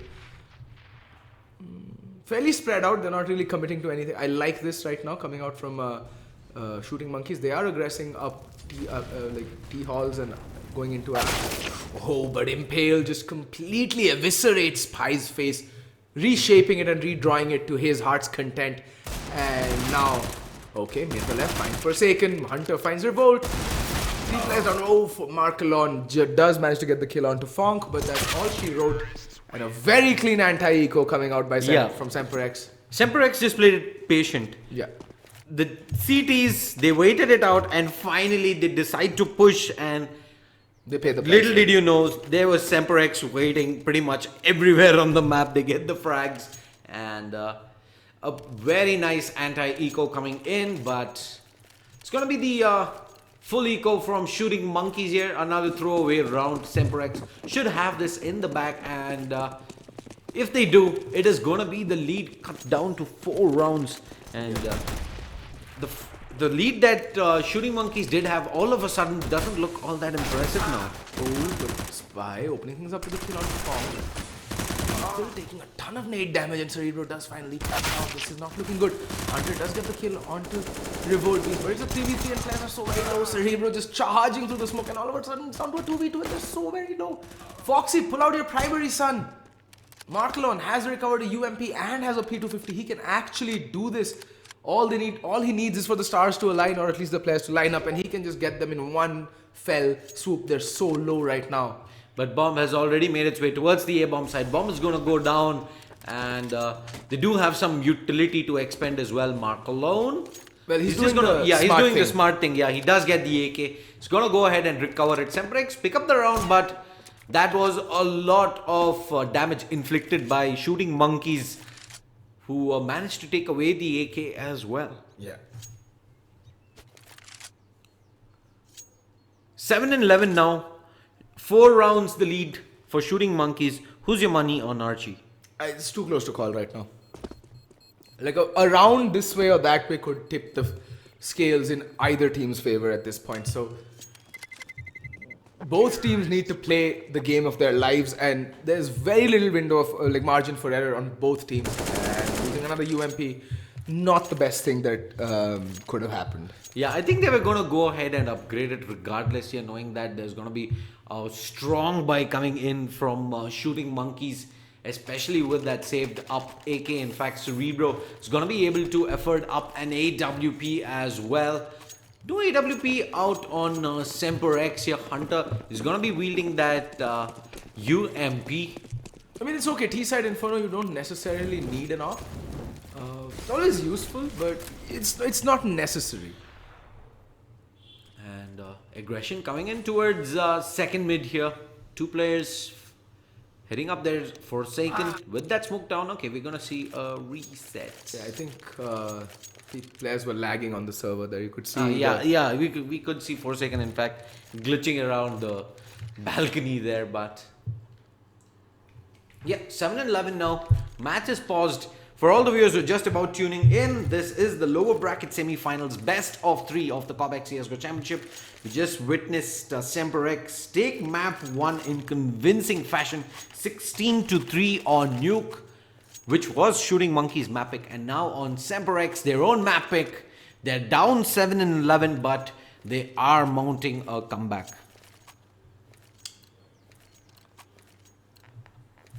I mean, it looks like a comeback is on the cards right now, and it's basically Shooting Monkeys need to be very careful how they play these rounds out from this point forward, because again, if they lose this round, it's going to be 9 rounds to Semperex, and then their lead's cut down to 2 rounds, and there we go. Cerebro does manage to land the shot onto Hunter. He's down to 43 points. Well, Cerebro's doing the smart thing. He's falling back.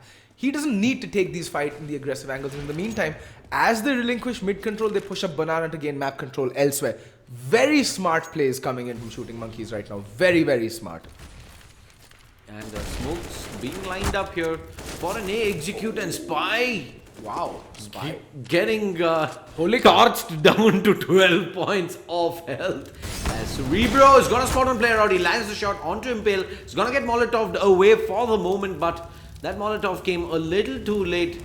As looks like we are glitching out for a moment there, but might be a GoTV bug or a server issue. We never know. You can can be either or. For the moment, though, you just see Fonk doing the moonwalk. Yeah. Very impressive, actually. But anyway, folks, we'll be back once the game's back live and the technical issues are sorted out. Don't go anywhere, folks. We'll be right back. Stay tuned.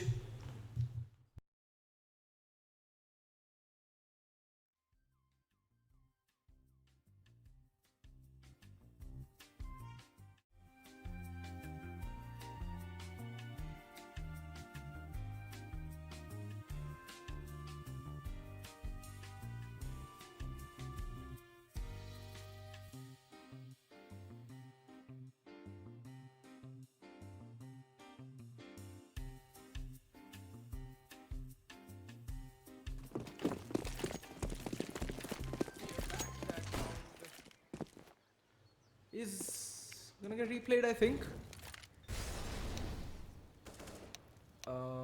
Mark alone. No, I don't think that round would get replayed because the first kill had happened. Round restore coming in right now for this round, which is going to be the 20th round. Oh, Semper X did take that round. Yeah, but this is the problem, right? Like the rules clearly state that Yeah. you cannot have a round restore if damage has been dealt. And ample damage had already been dealt, as you already saw. But it all comes down to the admin's discretion. I think might restore the round to 7-11. And one player is already timed out, and that's going to be Forsaken. Yeah. The player. No surprise there, the player playing on Geo. Yeah. So for those of you out there who want to know what it takes to be pro, what hardware, etc., just know this, that Forsaken plays on a laptop, on a 60 Hz monitor, and on Geo. And he is one of the most talented players, upcoming talented players in the country. So hardware is not really an excuse. Yes, it does help to a certain extent. But here you have one of the most promising talents, rising talents in Indian Counter-Strike, playing on a 60 Hz monitor and on Geo internet. Yeah.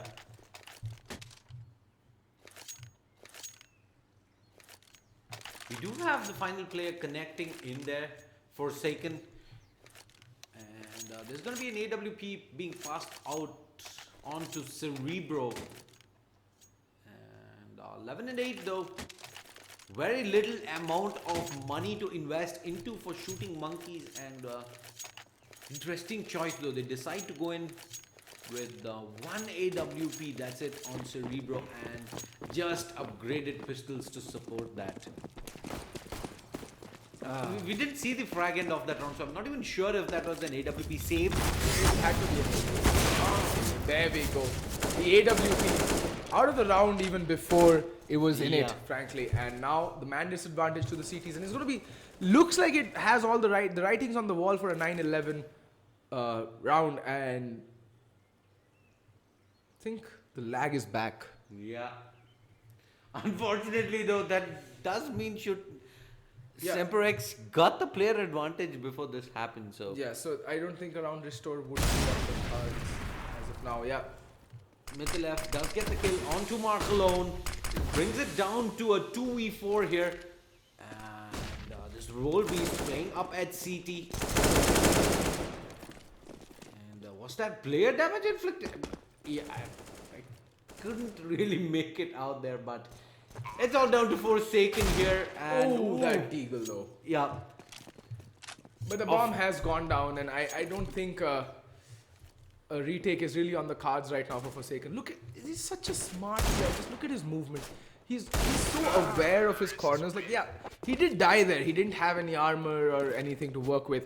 But look at how he isolated the angles, how he clears the angles. Yeah. He knows what angle he's exposed from. He knows what angles he can peek. And it is such a joy to watch a player with such high individual game sense. So that's 5 rounds on the trot for the side of Semper X here on the T side. Shooting Monkeys yet to open their scorecard on the CT side. 5 AKs out Semper X. Meanwhile, Shooting Monkeys are gonna have to make do with only 3 rifles and the AWP. UMP out on Cerebro. They've switched hands on the AWP. It's gone down to Spy now. And I think it's down to Cerebro missing a couple of Crucial shots here and there, yeah. But I like this angle for a second. He does spot out missing the spray, but does get the follow-up kill. And now he should back away. Yeah, and he does. Cerebro in the meantime does get the kill on him. This is looking much better from Shooting Monkeys right now. 2-man to the good. And that means will sail in and take a chunk of Cerebro away with it. There we go. Cerebro finally goes down to Fonk. They've tipped the balance a little bit back in their favor tees with that kill down to a 4v3 now instead of 5v3. But in the meantime, it is, as it's shaped up now, it is Shooting Monkeys' round to lose. Bomb, however, is making its way over to the B bomb site where there's just one defender. There is a player playing Speedway who is on the quick rotate. That is going to be Markelon. So backup is not that far away, but it all comes down to the player playing B side being able to hit their shots. It is Spy with the AWP. So it's all going to come down to him. Yeah, he's going to have to take down at least one and hold up before Markelone and Party can join in The execute is on. Spy with the AWP does land the shot out onto Hunter. And immediately we see the counter flashbang coming in from Mark Alone. That's going to hold the keys in their tracks. Spy gets one. Mark Alone gets the other. And a beautiful hold off that B-bomb side coming in. Shooting Monkeys take their first round on the CT side. And Semper X, they're going to have a lot of money. In fact, Foxy with $10,800. So they're gonna have 5 AKs out the entire shebang of utilities, no problems whatsoever. Semper X still a long way to go here before they can stand a chance to close out Inferno. Still a lot to do. Yeah, agreed. And Spy missing that shot. The head matters with that nade. Oh, Impale does get spotted out, but is able to manage a retreat. Follow-up nade might just do some damage. No, it sails over them and does absolutely nothing. The utility usage is a bit callous coming from Shooting Monkeys in my opinion. They still have 3 smokes left, that's good, and 3 Molotovs. Okay, so they've expended most of their HE grenades. That's alright, they're not really that effective anyway. There's still over a minute left in the round, so they need to be careful, and they're already down to just a single smoke. And I think that's going to go down right now. Yeah, so this is pretty poor utility management from Shooting Monkeys in my opinion. You should hold on to your smokes for as long as possible. And they do have a lot of map control here, Semper. They can actually choose to do whatever the hell they want with it.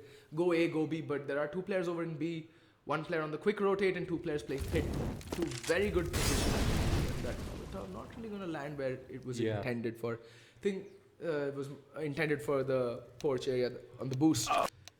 He expected some players to be barbecuing up in the terrace there and just wanted to help those guys out. But in all seriousness, the match has been paused and we should have a reset coming in.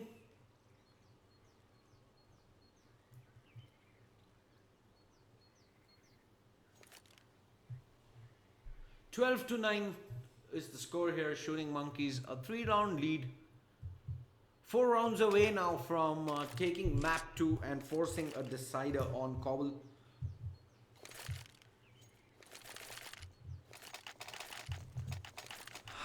I would actually be interested in seeing what happens on Cobblestone. It is a very strong map for both the teams.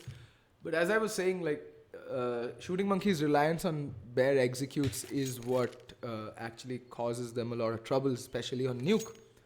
And this map, it seems that they're not as reliant on executes. You would have seen that barely any executes have come out, and they're more playing off of frags and picks. And that's what netting them so much success, actually. So it's quite interesting. Like, the maps that you spend so much time preparing and drilling are the maps that you end up getting absolutely wrecked on. And then a map that you yourself, it's self-confessed, not your strongest map, you're actually dominating one of the more experienced teams in the Indian scene. Very interesting.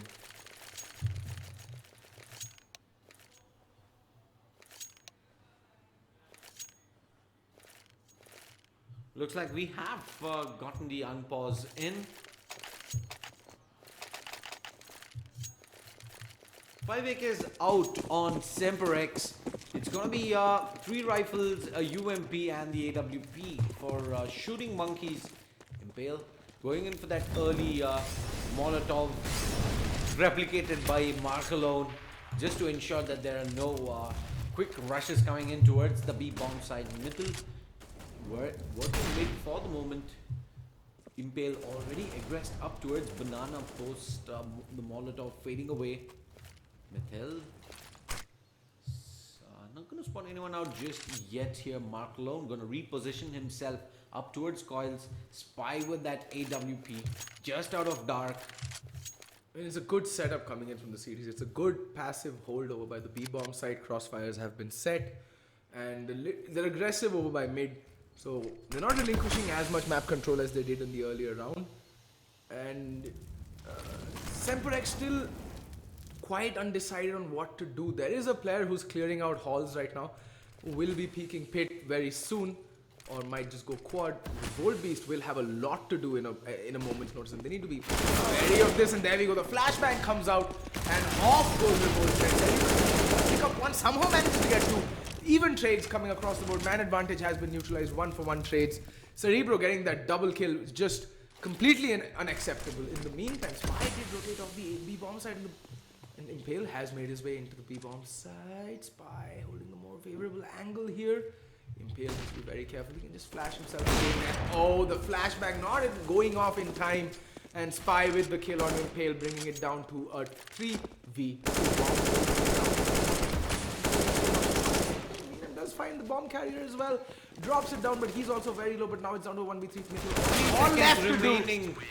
And he can't really do it with so little time left. This is the problem with running the clock so very low. Cerebro steps out and Foxy out with the Molotov in hand. I mean, they couldn't have expected for such a play there where Cerebro just comes YOLOing out of the smoke right in the face of 3Ts, gets two, but that gamble coming in from Cerebro wins Shooting Monkeys that round, and it also helped that Spy was on point as well to take down Impale, was it, in the beat bomb. Now Spy opens things up yet again onto Impale. 13 and 9. Semper X backs against the wall. Looking very grim here for the T's. Very, very grim here indeed. I mean, they've let their foot off the pedal, and Shooting Monkeys have realized a very good counter to the aggression that Semper X was bringing to the table.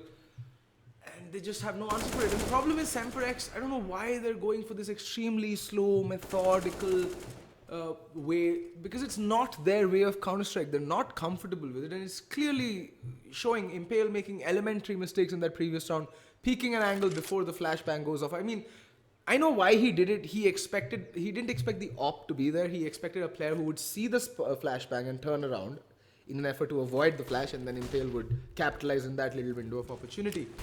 But Spy was just, nah, I ain't moving. I saw the flash. It's okay. I'll still take my chances. If it goes off, I'll time my shot. And that's exactly what he did. And Spy came out on top. And more importantly, he got the kill onto the bomb planter, which he was allowed to do because the time just wasn't there, and there was no one watching his back at that point of time. There's just far too many angles that they had to account for there. And Semper X not looking good either. They're just gonna go ahead and get slaughtered. Forsaken and Spy on point here. It's all down to Mythil F's bomb in the B bomb side. They do manage to overcome Mark alone inside. Just overpower him by sheer numbers. They get the bomb plant in, but it is still a man advantage for Shooting Monkeys. And, one player up in construction, two at CT. Flashbang comes in, Mythil F. A lot of work to do, so oh, and they line up for Revolt Beast. What in the name of what? And yeah, it's gonna be the diffuse coming. I think they're looking for the AWP. Yeah, they've managed to recover that as well.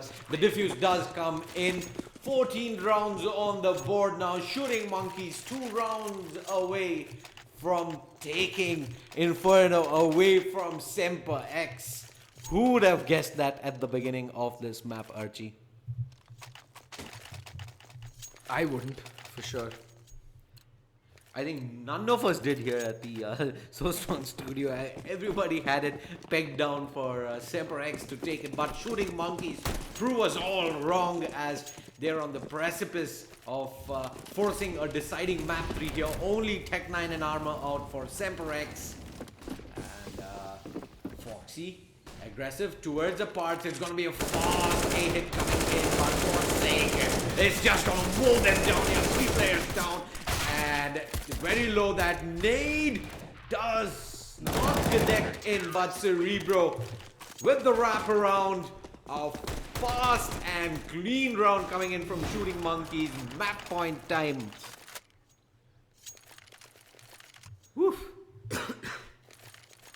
Wow. Alrighty. Shooting Monkeys on their way, well on their way to picking up Semper X's map pick on Inferno. And it has all the makings of a 3-mapper. I mean, we did get our predictions wrong. So Semper X got the first map, which was Shooting Monkeys map pick on Nuke. Yeah. Semper X dropping the ball on Inferno. I mean, we did get the overall score correct, so credit where credit's due, I suppose. But in all reality, it's gonna be the buy coming in for, and goodbye bye. Hunter goes down, but the op out on Impale. Mythilev does manage to get the trade frag.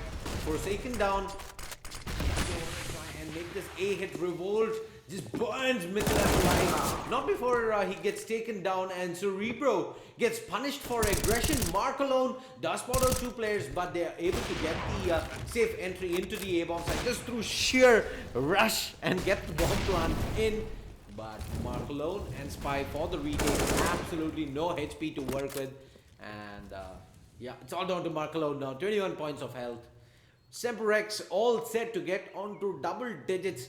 They refuse to tap out here, and don't see Mark alone being realistically able to clutch this out. He's just gonna get double peak if he does, and does the wise thing. Retrieves the AWP, and Foxy Not says, even allowing where him. you going, son? Mine. No AWP for you. And yeah, just to rub the salt into the wound, he's gonna beat up himself and toss it over to Hunter, if I'm not mistaken. Okay, it's Impale, in fact, who's wielding it. Semper 10 and 15 now, 5 rounds away though, but Shooting Monkeys still have 5 map points, and it's gonna be a switcheroo. Double op setup time, Archie. Yep. Double up time, and I guess it was a long time coming. Yeah. Okay. For a moment there we saw shades of Michael Jackson back on the map, but it's all good. It's all good here. Mark alone is gonna throw out a counter smoke. There's a Molotov coming in as well. That is just a wasted utility, but I mean, why molly off in smoke? I mean, try and get it to land beyond the smoke. That still makes sense, but yeah. at least now they know that there's 2 players over by the B bomb site, and they're gonna switch their focus over to the A bomb site. Semper having had a lot of success over by the A bomb site. B bomb site, they've been kind of shit on holding it. They've been kind of poor in the retake situations. They've constantly lost the B bomb site even after getting control of it. So they're gonna, change focus, change gears, and head on over back towards the A bomb site. Impale's gonna take the first peek and wins the duel against Cerebro. Cerebro a bit too tunnel vision there. The wide peak coming out from Impale maybe catching him off guard a little bit there. And Marklon does find the kill onto Mythil though. He is blind, dabbing Bo3, and Forsaken finds the face of Hunter. Forsaken being a rock over by the A bomb site, and just as I said it, his face gets plastered with the ball, and Spy coming out huge there, gets the 3K to see off this map. 16 to 10, Shooting Monkeys get Inferno, and they're gonna force the third map, the deciding map. That is going to be Cobblestone. So don't go anywhere, folks. There's an exciting and thrilling third map in the waits for you, which is Cobblestone, which will be up in about 5 minutes, I think. Yeah, it's very just going to be a shortly. moment's notice before we are back on the decider map, that is Cobblestone, where both Semper and Shooting Monkeys are very comfortable. So don't go anywhere, stick around.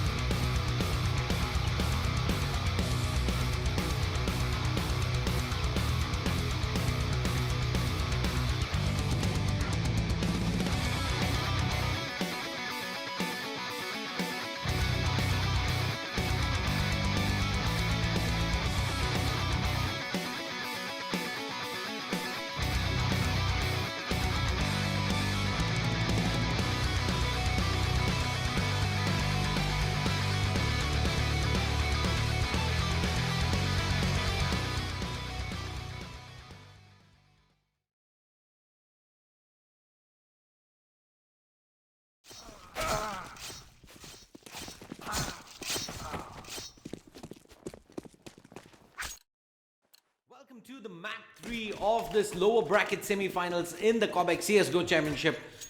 All of us made a meal of the predictions. We got it completely wrong, but what we did expect was the decider on Cobblestone, and here we are. Yeah, and it looks like Semper X is going to be starting on the T side, which is the favored side on this map. And Semper X's T side is extremely explosive.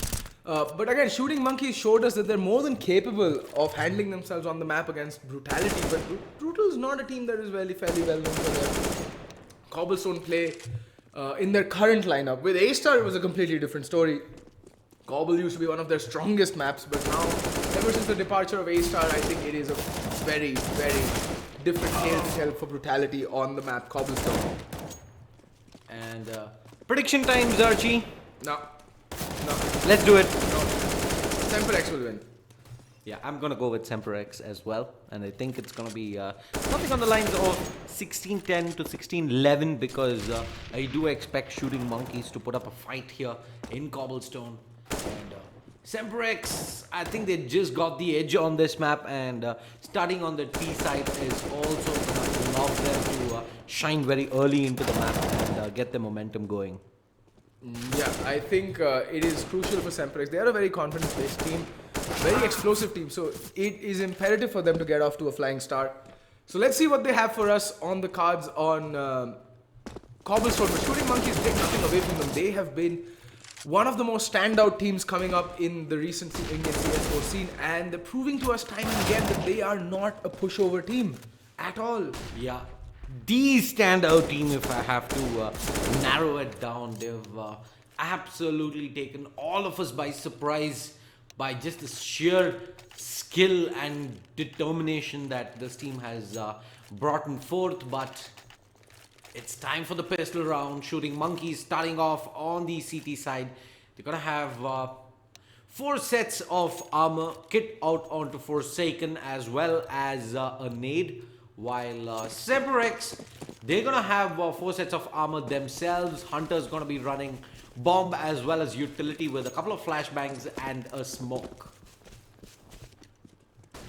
Spy aggression towards long, gets spotted out by Hunter here, and he manages to drop him. And that's the bomb given out as well. He's gonna have a lot of T's coming in with the flank, but yeah, that's a lot of information. Yeah, that's the A hit pretty much done and dusted right there. They're gonna have to move back into default and play off any further picks that they can find. They have to, because see, now the rotations have come in. There are 2 players over by the B bomb side and 2 players playing the A bomb side. Had they gone A, there was a good chance that they'd just get mauled live. But this is good, a good switch up from Semper X. But it is also kind of predictable that they might be hitting the B bomb site right now. Spy doing a good job getting that early pick, but he should have had backup in the form of someone, maybe Cerebro, to come up more passive towards long and watch those players rotating in. Oh, and that nade will do a ton of damage, but Fonk getting the kill on a Revolt Beast and drop, not going to help matters for Forsaken, because now he has 2 angles to worry about. There's a lot of damage onto Fonk, but unable to land the final securing, killing blow. And down goes Forsaken, down goes Mark alone, and now it's all down to Cerebro in a 1v4 clutch situation. I mean, he is a capable player, but I don't think he snacks. But oh, finds the first hit and the second. He's almost replicating what Snacks did. Can he get the... Oh! Gets the third, but he doesn't have a kit, so he'll have to go for the defuse. Getting tapped down from door, and all Hunter has to do is stay alive. Forsaken did have the kit, and he's going to go pick it up and go stick the defuse, I think. He is vulnerable from door, tapping away, needs to get on the defuse soon. Mythil just toying with him, not allowing the defuse to come in, and there we go, finally Mythil lands the telling blow. And Cerebro, what a heroic effort on the retake, but unable to find the final kill onto Mythil, who just ended up toying with his food and gets the kill onto Cerebro to secure the first round for Semper X and Cobblestone. Yeah, unfortunate for Cerebro that that's how the frag end of that round unfolded. A beautiful attempt regardless, gets the 3k, and despite having the kit, unable to land the defuse there. Mythil F denies it away from Shooting Monkeys. They managed to pick up the pistol round, and as expected, the force buy does come in. Cerebro has a scout on him, and might see another quick A hit coming in through mid. And Marklon has relayed so much information, and they haven't even bothered clearing danger. This could mean devastation for Semper X, and there we go. Down goes Foxy. But now we know Marcelones is playing on the back lines and he does get taken out by Fonk, but the rotations have come in. Forsaken rattling off a few shots with the Deagle, but Revolt Beast in the meantime does fall to Hunter. Down to a 3v4, but Spy does get the drop onto Mythil. That's the Danger Man taken out of the equation. Yeah, a 3v3. And there is still a kit out onto Spy, but I think they're just setting up for exits. I don't think they're going for the retake. There's just too much utility being thrown out by Semper X, and this is just denying them re-entry back into the A-bomb side. And yeah, the call for the save goes out. They're going to save the scout, the pistols, and the armor, and the kit onto Spy. This is a good call coming out from Shooting Monkeys, because not only are they saving this investment for themselves, they're also denying Semper X SMG economy, which can prove crucial going out into the later rounds in the game. yeah, and they have weaponry out on 3 players, armor as well. So this in no way is going to be a throwaway round for Shooting Monkeys. They have a lot on board to try and challenge up Semper X, who have gotten off to a 2-0 lead here. They're going to hang around with 5 SMGs here. And Spy moving up back towards long. They need to be careful here, and nade is not gonna connect onto anyone just yet, but quick drop presence coming in, but Revolt gets the opening pick onto Fonk with just a USP. Forsaken with the Deagle, does spot out Mythil F here. Is he gonna go on the aggressive? Yes, he does, but he doesn't manage to land the Deags there, and Mythil F gives the advantage back to Semper X. They cut the distance on Cerebro, who misses a couple of shots, but the backstab coming in from Spy gets one, but that's going to be it. Semper X with a much cleaner round than what I had expected it to be. They managed to keep 3 players alive, 3-0. Yeah, but I feel bad for Forsaken. Like, he spotted out Mythil, but that range just not favoring the Deagle in drop. And he does get spammed down by Mythil at the end there. Spy does get the bomb down with the flank, but again, CZ, not many bullets in the chamber. Getting caught on the reload and getting mowed down yet again. Things just not working out in favor of Shooting Monkeys is what I feel. But 3-0 on the board, first gun round coming out from Shooting Monkeys. What can they do with it? The smoke does go down. Stop that mid push. Marcelon completely blinded. He can catch it off guard, but he doesn't. He does get a lot of damage onto Foxy, but that's all she wrote for him. But Spy is again on the road hit. But this time, Hunter, having heard him out and being aware of the fact that Spy loves playing on flank, and Foxy getting the kill onto Cerebro. But Forsaken does get the kill onto Mythil. It's down to a 2v3. Retake seems possible. Still no kit out on Shooting Monkey, so they need to hurry up and go for the retake if they want to, or go for the save, whatever is the call from their IGL. Yeah, they're gonna have to go. Yeah, with Forsaken going down, Revolt wants to try and attempt this. He does get the pick onto Impale, but that's gonna be it. Fonk is gonna get the kill there. 4-0 now. Semper X easily deal up with the first gun round coming in from Shooting Monkeys. And this is what I was talking about, right? Semper X are just so explosive on their T side on Cobblestone that it becomes very hard to put a stopper on them once they get going. And the problem is that Shooting Monkeys really need the utility to stop this kind of unbridled aggression. We saw, I think it was which team? Wolf try to, out-frag them on Cobblestone Semper X, but they just couldn't manage it. The only time they managed to actually pick up rounds were either on the anti-ecos when Semper X just dropped the ball, or when they actually used the Molotovs and the nades to slow down these fast pushes that Semper X is notoriously well known for in the Indian circuit. Yeah, and this time around, those Semper X, they decide to slow it down themselves here. Marcelone with the Deagle, and that's rightfully so, though. They know for a fact that Shooting Monkeys are gonna be on an eco forced by, at best, only upgraded pistols. And Revolt is gonna have a flashbang coming his way towards drop, but no aggression coming in just yet. They do have the man advantage, Semper X, and no reason to give away free frags to these upgraded pistols. Long spray down coming in from Mythil, but he does bring down Revolt Beast here. 3 versus 5.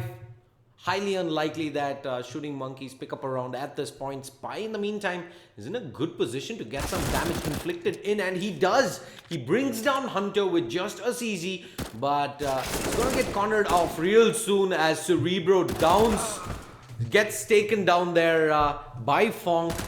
Foxy manages to get the frag onto Spy, leaving Forsaken the last man alive, and Mythil on the long flank through B.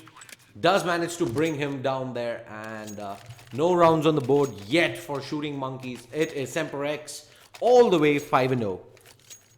Yeah, I mean, Semper X just slowing things down a tad bit in that round, and they do lose a couple of players to the pistol buy up there, but I think their economy is fairly strong going forwards to, still manage to keep it rolling is what I'm trying to say. Impale still deciding to stay on that UMP. It is still a viable option because Spy and Cerebro are without head armor, but Cerebro getting the first pick on Foxy. Down comes Fong, gets one. Can he get more damage done? The answer is no. He does tag down Markelon though very low. And Forsaken just turns around and decapitates Impale there. Mythil in the meantime has made his way out to the A bomb site. There's one player playing by the bomb site itself. Should have heard Mythil, and there we go. Mythil gets the pick. Should care for Plateau and does get the player playing balcony as well. And now it'll all come down to Markelon and Forsaken. Markelon very low, so he needs to be careful. I think no one took any damage there. They had a two-player advantage, and Mythil F just casually walks into the bomb site, gets one. Dangerously low is Markelon, and yeah, Hunter with the clean up there. Semper X, they had pretty much no business winning that round. It was a 3v5, and the pause comes in from Shooting Monkeys, and rightfully so. This time around, they're not going to let this map get away from them just like Nuke did. Yeah, like... or they're at least gonna attempt to make sure that it doesn't get away. So Shooting Monkeys, like I said, they need to come up with a way to actually start, properly utilizing their utility. They need to go back to the drawing board and figure out, look at the opponents that they have played and lost against, and look at patterns in their play. I know. So I was having a chat with Equitas regarding Semper X, and this is a team that he hates calling against because he's like, they're so random that I can't really call against this kind of play. Like they'll be fast one round, completely change it up, and just be very slow, methodical, and the other round. And it's more or less just unbridled aggression. And you see the P90 coming out from Mythil. He's going to go... Oh no, it's going to go on to Fonk. Oh yeah, I think he's going to go fast drop because he does have the favorable spawn. And it's going to be an armor pistol buy up from Shooting Monkeys, and that fast crossing smoke going down for Speedway right now, or for Triangle. Look at that. Yet again a fast play. And they know that they're against pistols, and now the pistol buy up there goes. Down goes Markelon by Statue. Fong getting the kill on a Revolt, but Forsaken replying with his Deagle. Almost gets the second kill onto Mythil, but Mythil does get taken down by Hunter, by Cerebro, but Hunter with a quick refrag there. All down to Spy in a 1v3 retake situation. But Hunter is very low, he needs to be careful. But the need even doesn't arise, and Impale just getting instantly taken down. Spy getting instantly taken down by Impale there. Crisp, clean round, boys. Crisp, clean rounds. Yep, and 7-0 now, Semper X. They refuse to take their foot off the pedal here as Shooting Monkeys, they've got their work cut out here. They do manage to buy in. They manage to bring out the AWP as well onto Cerebro. But is that going to be nearly enough to stop this freight train that is Semper X? Match has been paused. Yeah, see, this is the kind of thing. So, I think this is a tactical pause coming in from Shooting Monkeys. I feel this is what they should have done on Nuke when Semper X was just running away with the game, just to put a stopper on things and, reevaluate, just calm down, tone it down a notch, control the tilt, and get your focus back into the game. And we might just see Shooting Monkeys pull something out of the bag. I hope Cerebro takes that op over to B long. And try and work the first pick. He has to make something happen with the op. Cobblestone is a very, very difficult map to play on the CT side, especially because it's a very wide map, first of all, and all of that map control is just handed on a silver platter to the terrorists. Yeah, as our observers just pointing out, oh, this is a technical timeout. There's a player who's dropped from the server for Semper X. Yeah, Hunter's missing from the server. Yeah. So don't go anywhere, folks. Do stay tuned. We still have a good part of this third map on Cobblestone coming your way. The winner moves on to face Wolves tomorrow in the lower bracket final. Stick around, folks. Stay tuned.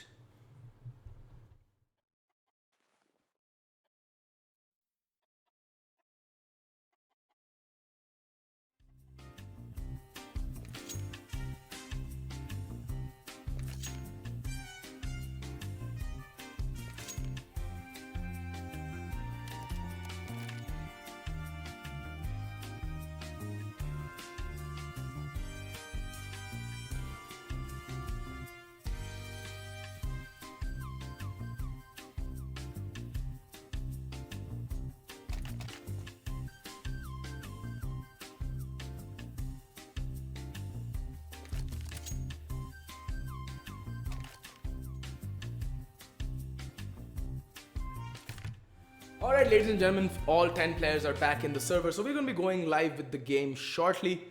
Obviously, the full buy will be coming out for Semper X. They've won 7 rounds in a row, and Shooting Monkeys need to come up with some strat to actually put a stopper on this, or this game might just run away from them very, very quickly.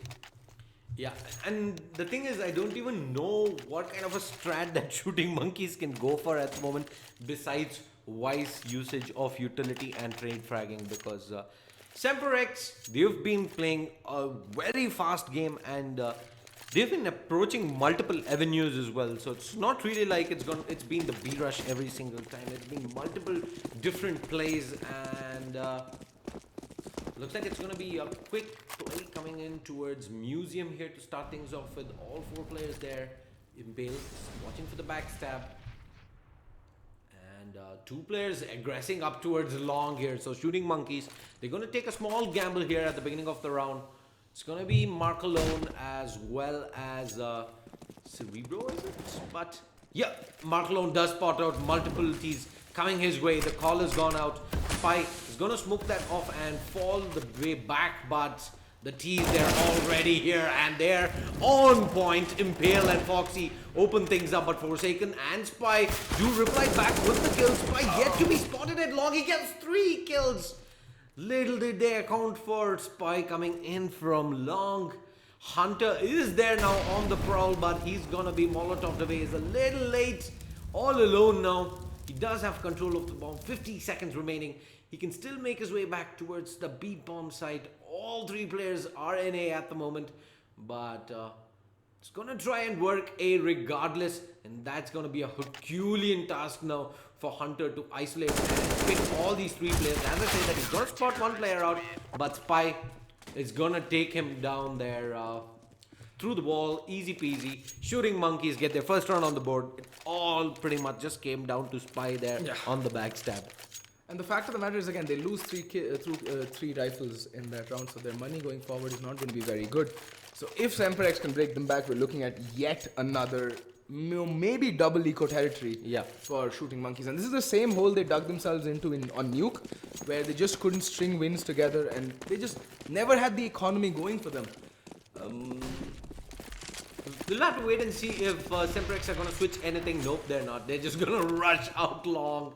Very early, swift play. They did have a couple of players here, Shooting Monkeys, but they've fallen all the way back. Spy, this time around, is going to get taken down. So is Mythilev.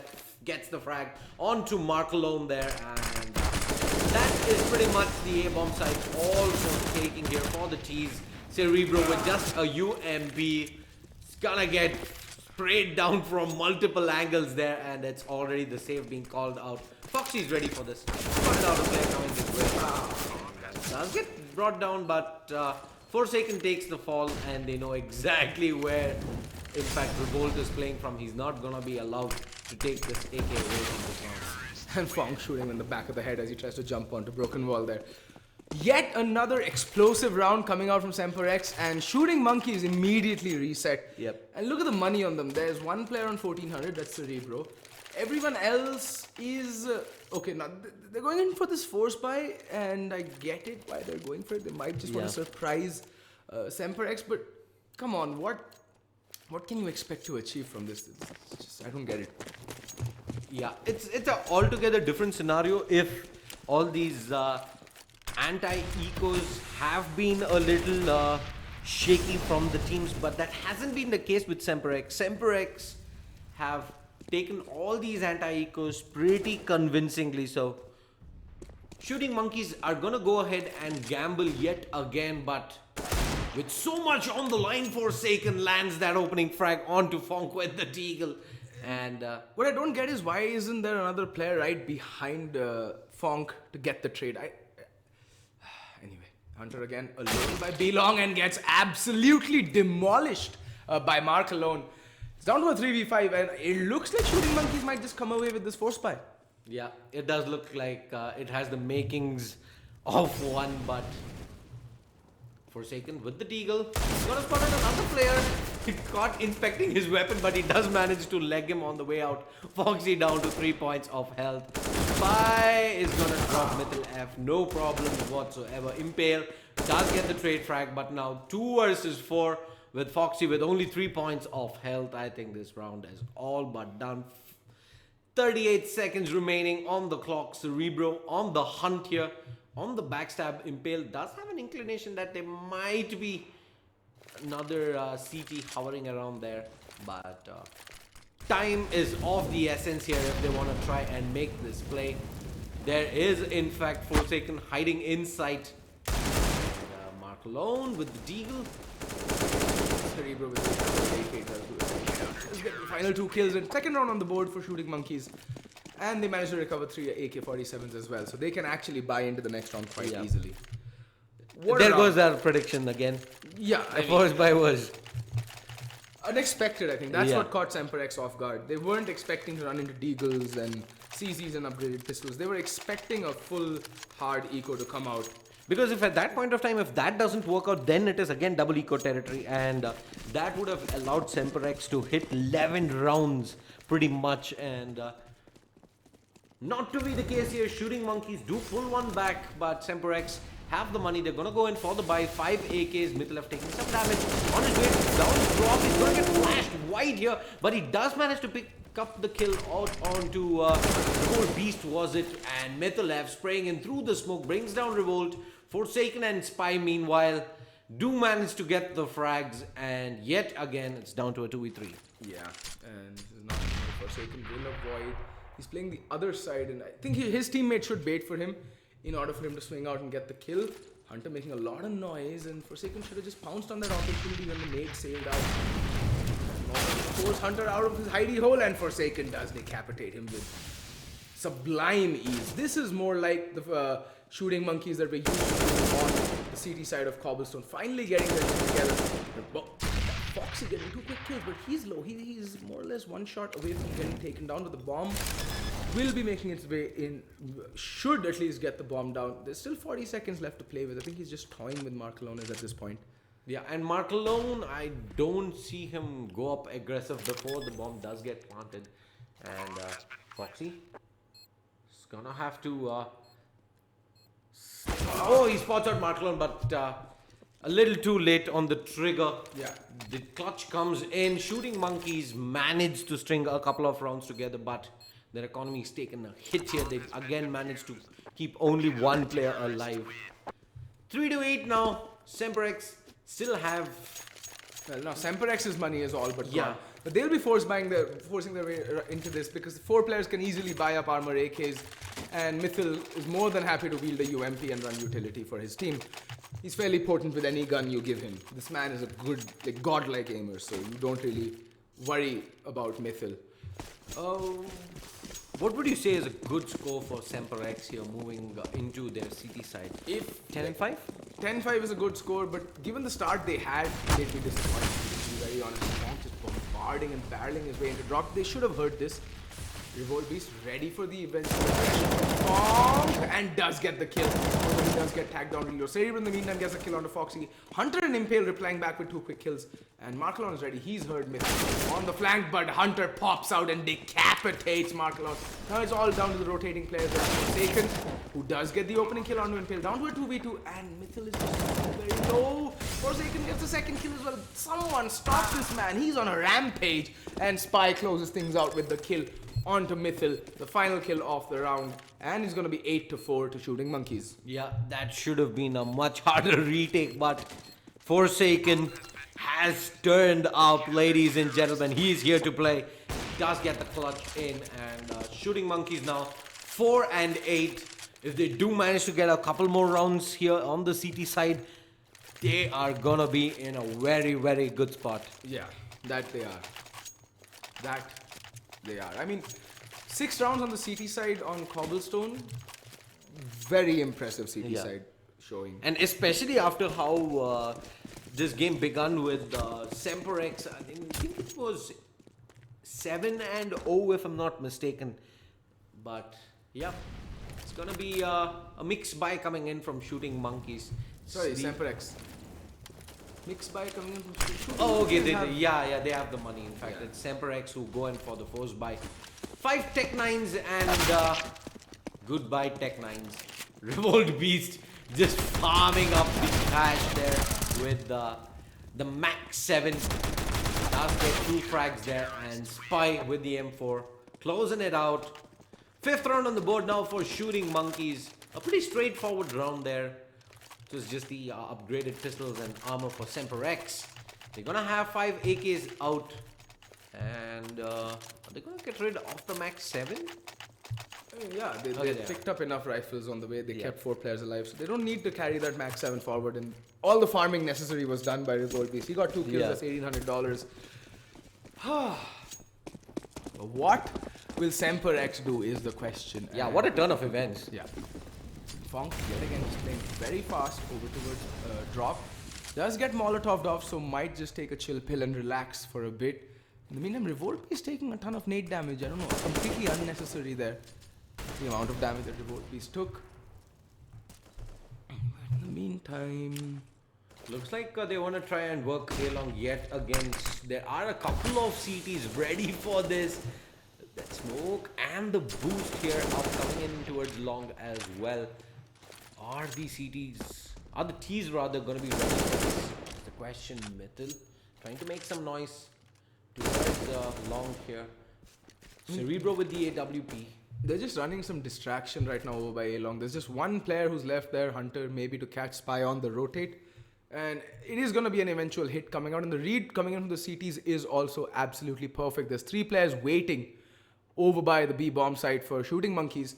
And Cerebro with the op train on B long. This will be crucial. He needs to get that first pick in order to restore the, balance the man disadvantage going in from them. Oh, but Cerebro getting spotted out, but he does manage to get the first pick. Shouldn't be going in for the re-peek, and he still does and gets punished for it. Man advantage immediately restored, and they make their way out onto B long. And you see Hunter just slowly making his way over to the A-bomb side. He's been heard out by Spy, but I don't think he spotted out Spy. Spy might just catch a napping Hunter in the back. And he's relayed this message to his team, but in the meantime, Spy does get taken down. No, Spy is still by the A-bomb side. Now Forsaken is going to get pincered. He has 2 angles to worry about. This is not the best play coming out from Spy. He could have taken down Hunter with his when the moment presented itself, but he's decided to wait.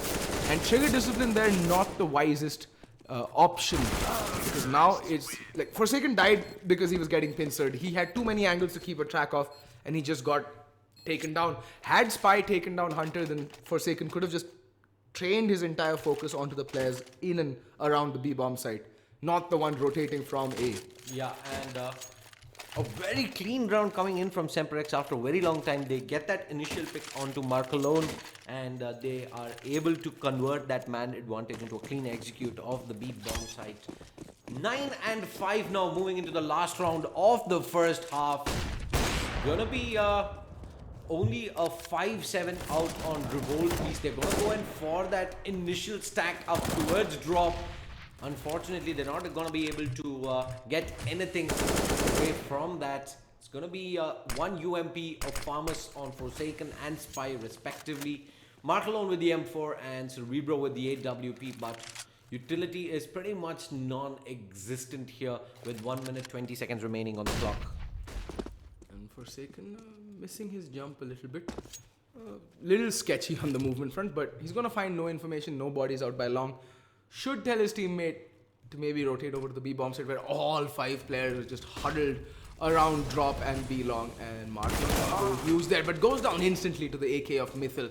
Cerebro now retreating from the bomb side. Revolt spraying away with the 5-7, but not getting an open pick or anything. Cerebro with a quick scope onto Fong. Hunter does manage to fell Spy. Forsaken in the meantime challenging to kill before the Cerebro, but Cerebro finally goes down to Mythil. Mythil going down to Forsaken, and Forsaken being Kobe'd to oblivion by Impale. 10-5 half for Semper X, but given how this half started, I'd say decent comeback mounted by Shooting Monkeys there. And now they go over to this T side, and they need the pistol round if they want to, have a hope of actually coming back into this map. Yeah, and that last round there was textbook trade fragging. Yeah, completely agreed. Very efficient trade frags coming in left, right, and center. 10 and 5 though. Have Shooting Monkeys done enough in that CT side to stand a chance here moving into the T side? We have a pause coming in.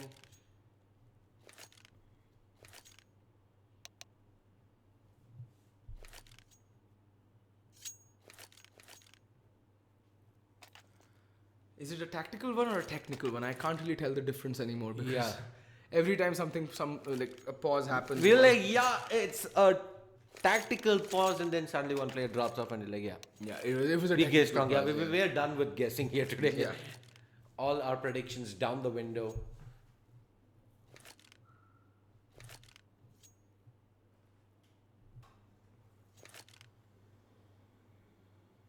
What's the play going to be like here for Semper X? Are we going to see that aggression that we saw from Semper X on their city side in Nuke? Where they managed to completely get the read on shooting monkeys. They always, almost pretty much in every single occasion, got the man or two advantage as well to begin the round off. Are we going to see something similar here, or are we going to see shooting monkeys dismantle Semper X's city side? Remains to be seen. Semper X again was pretty solid against Wolves on their CT side and their T side as well. So that clearly it is one of their go-to maps, Cobblestone. So shooting monkeys will have their work cut out for them. It all comes down to whether they can actually. They need a good start on their T sides. So they need a running start, and that can only come if they pick up the pistol round. So it all comes down to their pistol round, to be very honest. And okay, we do have the resume coming in. Yeah.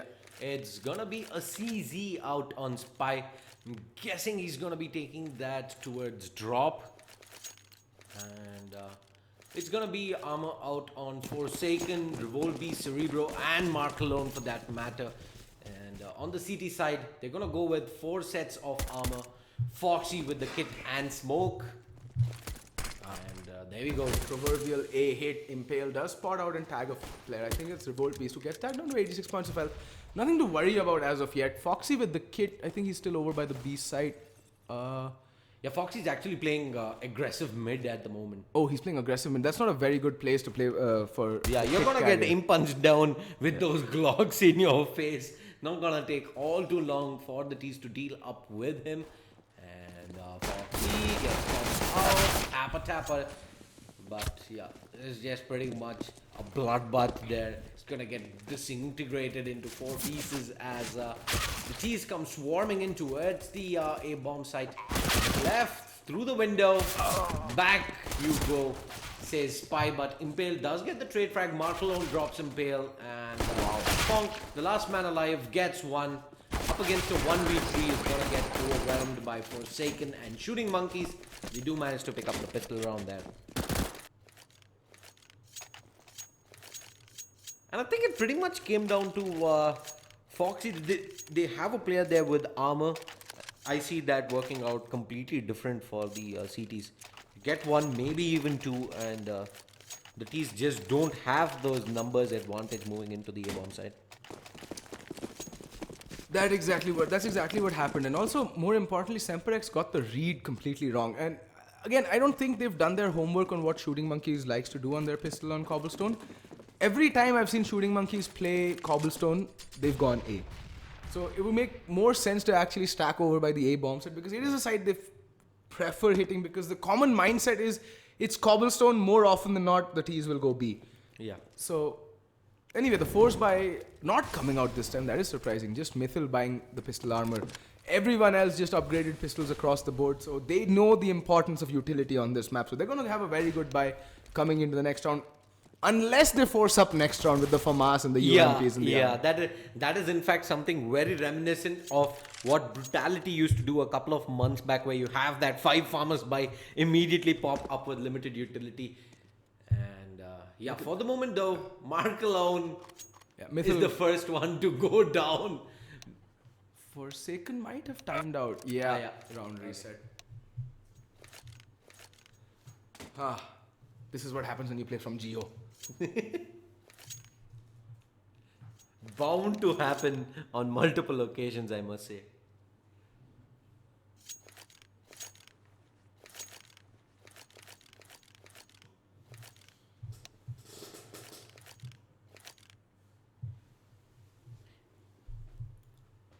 So, have you ever tried playing on the laptop? No. Archie? No?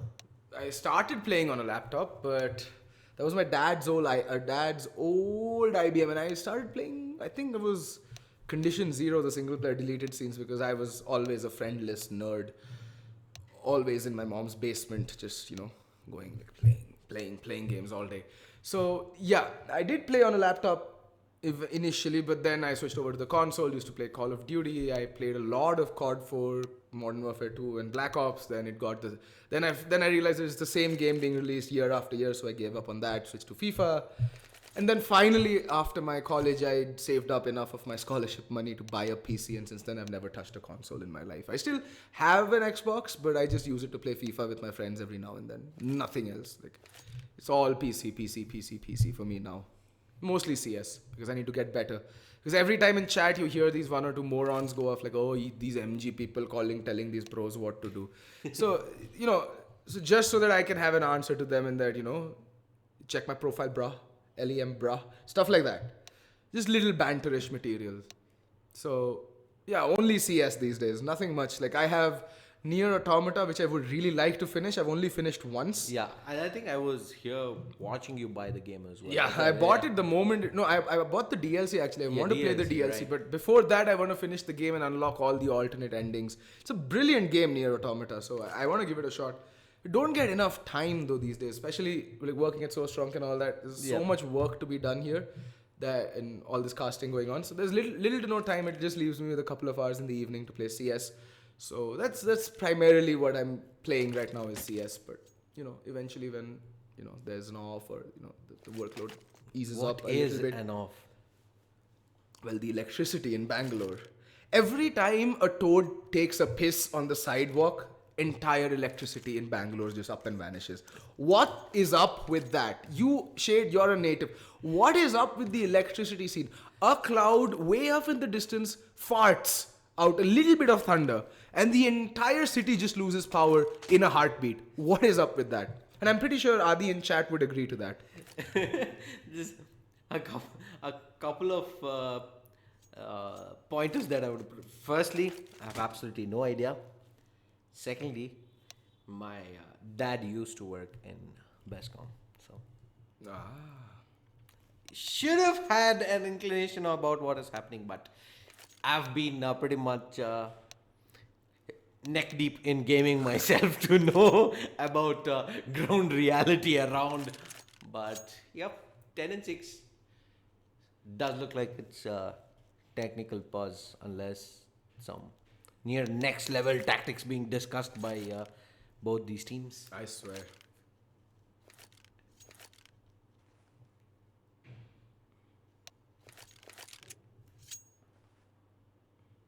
They should whatever laptop Forsaken is playing on, that company should just go hire him to be the brand ambassador.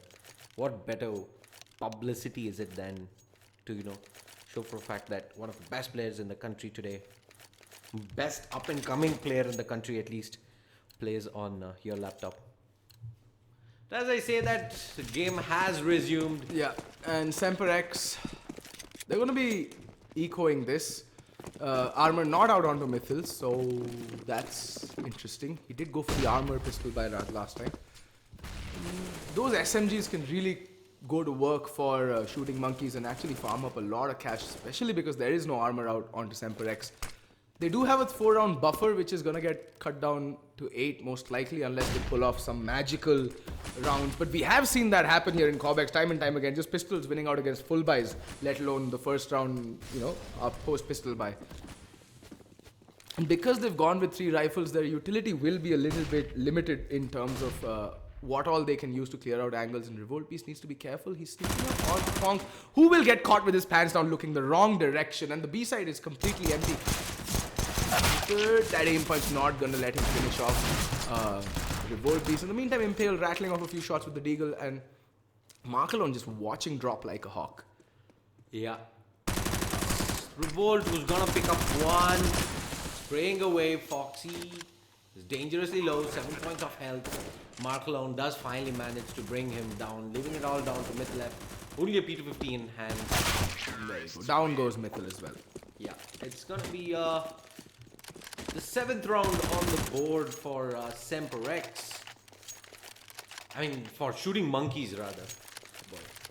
It's gonna be the buy coming in for shooting monkeys and Semper X.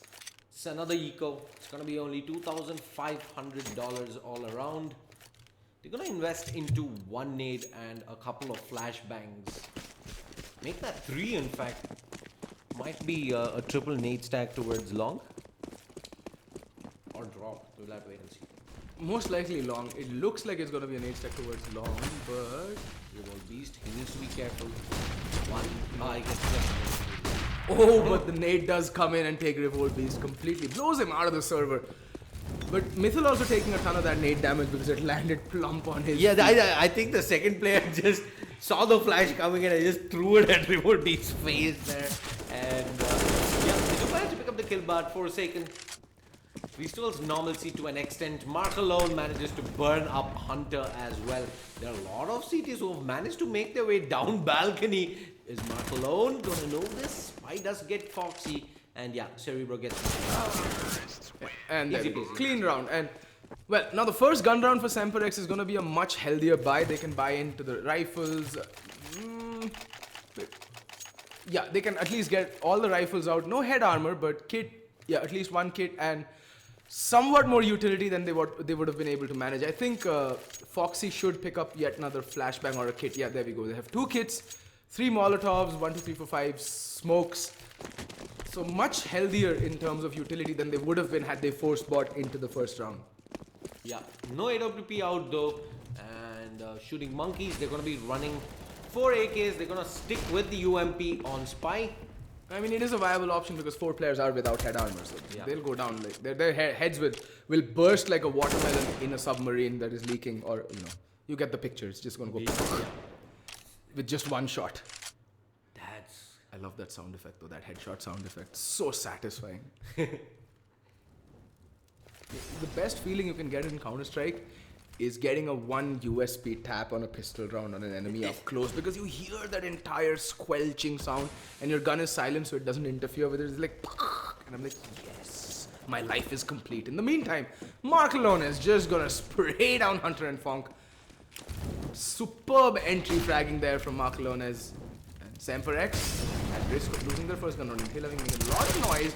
He's gonna get the drop onto Mark Alones, but getting immediately replied back by Spy. It's down to a 2v4. Oh, Mythil getting the kill onto Forsaken, and Mythil getting the kill on a Spy as well. Brings it down to a 1v2. Can he clutch this round out? Gets the third, and gets caught looking the wrong way. How unfortunate. Oh, how unfortunate there. And shooting monkeys put 9 rounds on the board. It looks like the beginning of the comeback, because now Semper X need to go for an eco, or they might just armor pistol it up. You never know with Semper X what's going through their minds. Yeah, they managed to cut the lead all the way down to 1 round. Shooting monkeys, they had a dream. They're so close to realizing it. And yeah, it's no force buy coming in. It's only gonna be Mythil F on that armor. It's gonna be 4 P250s and the 5-7 on Fonk. Aid. Mark alone opens things up onto Impale. Does get tagged very low there. Only 5 points of health to work with. Foxy gets the jump onto Spy. Does put the pistols to work. Mythil F chiming in as well. Wow. Hunter gets one. Forsaken. He's to be the hero here for shooting monkeys.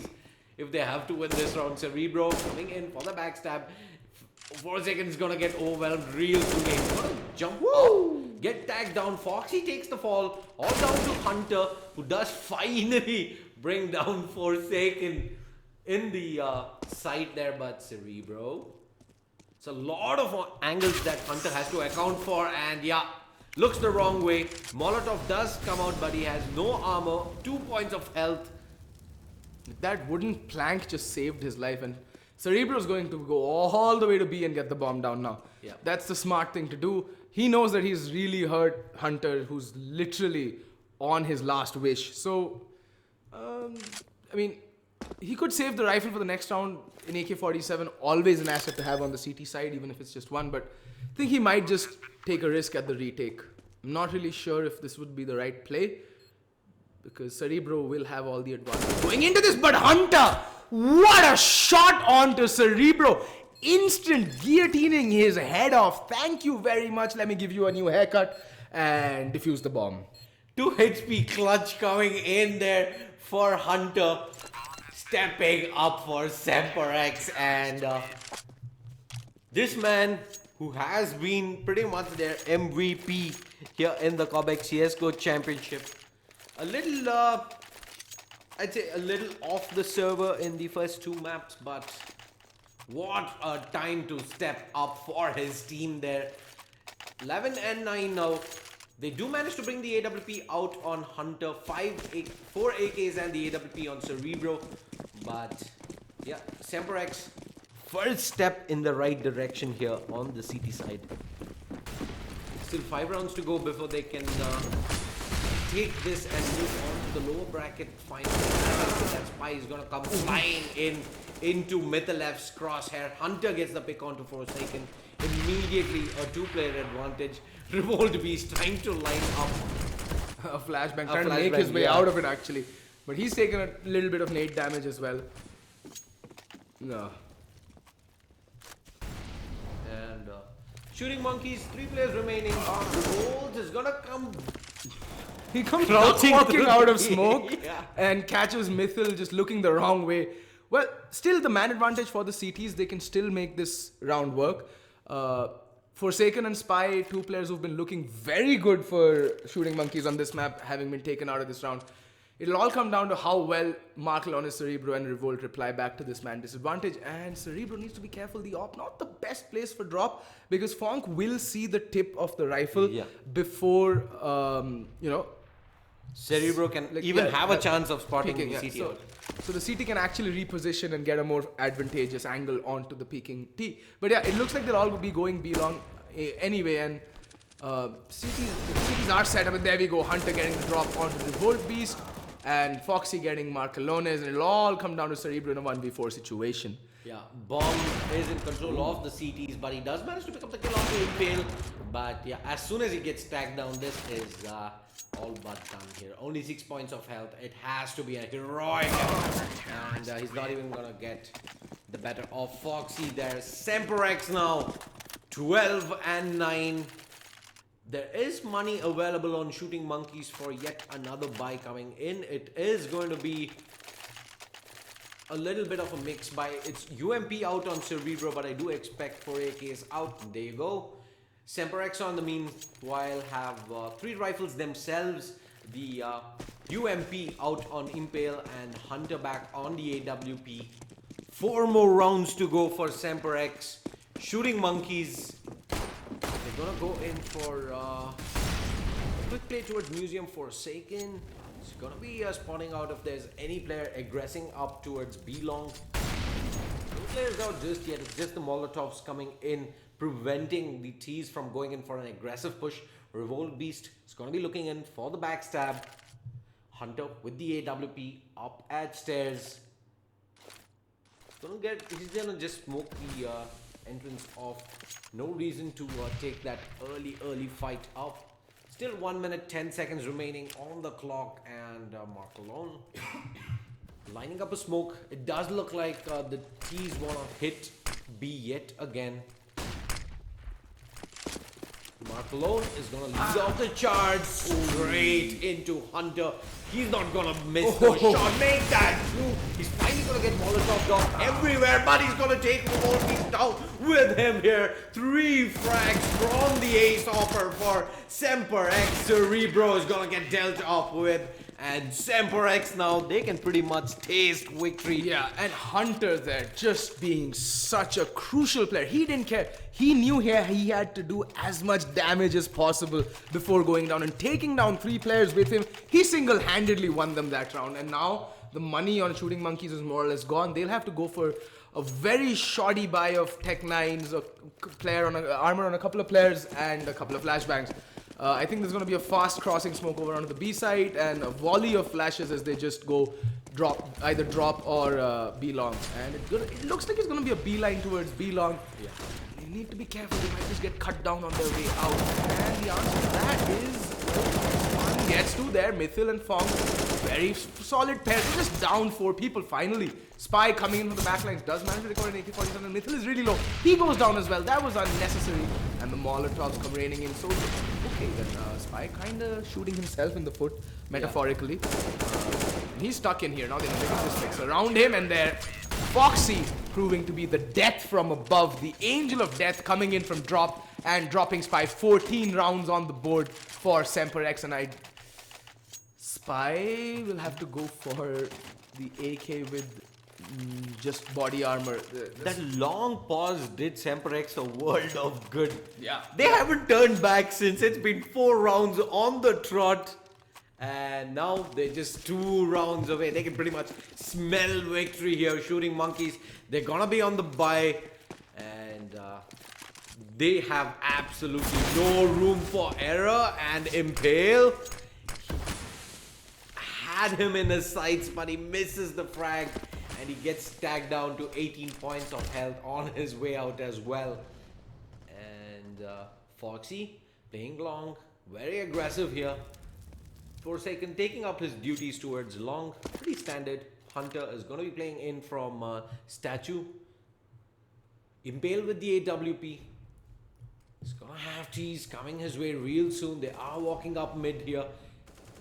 Land the shot. He has spotted the player and he takes down Mark alone. But Cerebro does answer back with the kill there with the AWP himself. But Foxy is going to have to go big here. That flashbang is going to flash him out wide. And that is pretty much the lead side for Shooting Monkeys to take. Bomb is going to go down. Revolt has that covered. Mythil left. Not going to be able to get in through the doors there. It's Molotoved off. Instead, makes his way towards balcony and they might just want to save these 3, not really go for the retake at this point. I think going to go for the save, Not going to go for the retake, smart call. They would like to save all 3 rifles so that they can go into the next round with a proper buy. The A defense kind of left in no man's land there. Foxy not in a good position at all. Very susceptible to flashbangs, nades and all that stuff. And the early aggression just like, yes, Impale did land the first frag, but instant reply. I would have placed, like if Impale was to play Hut, I would have placed a player close mid just to support him so that he could swing out and get the you could have even had the player out there on that boost spot where people like to run. Because you're gonna have the second player who has to account for the operant Hut, not gonna be looking the other way. Exactly. And you get the second frag as well. No, but the thing is, with that position on boost is that you won't be able to spot the player if they're playing a little bit deeper in mid. Right. So the opper will go untraded in any case. And also, if it's a fast mid play, there's no way that Impale will get to that position in Hut after boosting him up there by the time the T's actually do their initial shoulder peeking shenanigans at mid. So I would have placed Foxy up to, I would have asked Foxy to play a lot closer mid and held but Mythil initial aggression getting instantly punished by Mark alone. First kill going to Shooting Monkeys yet again. But I'm not going to count Semper X out just yet as long as there's Hunter on the AWP up here in long. So, not going to have any T's coming his way though. Foxy taking up a position just outside connector. It's AWP on AWP. There's a flashbang coming in. Cerebro. I know you want to peek it, bro. Oh, he tags. In fact, remote beast and he gets the wall bang there through the boxes. And Hunter opens things up for Semper X. The man advantage negated, but Cerebro continues to work long. The B defense actually is kind of weak right now, but Hunter gets a second kill on the Spy. That's going to be huge. He needs to watch B-Long. His B-Long is kind of open right now. Hunter playing from Chicken Coop. Hunter gets a third kill as well. Okay, this man is just going off. 3 kills for him again with the AWP down to a 3v2. But Cerebro does get the kill onto the danger man. That is Hunter. In the meantime, he made his way into the bomb site, but completely whiffs his spray. Forsaken to hand him out a brand new haircut. And Cerebro gets the kill onto Fong. It's all down to Foxy. Forsaken is making a lot of noise. I don't think he was expecting Foxy to be this. Oh, San Cerebro somehow on 4 HP manages to clutch out that round. Yeah, it was 4 HP separating Semper from map point there. Cerebro denies it away from the CT side. 11 and 14 now, and money not looking good for Semper. I think this is pretty much eco time, and are we heading into overtime? Archie. Huh? Bo3.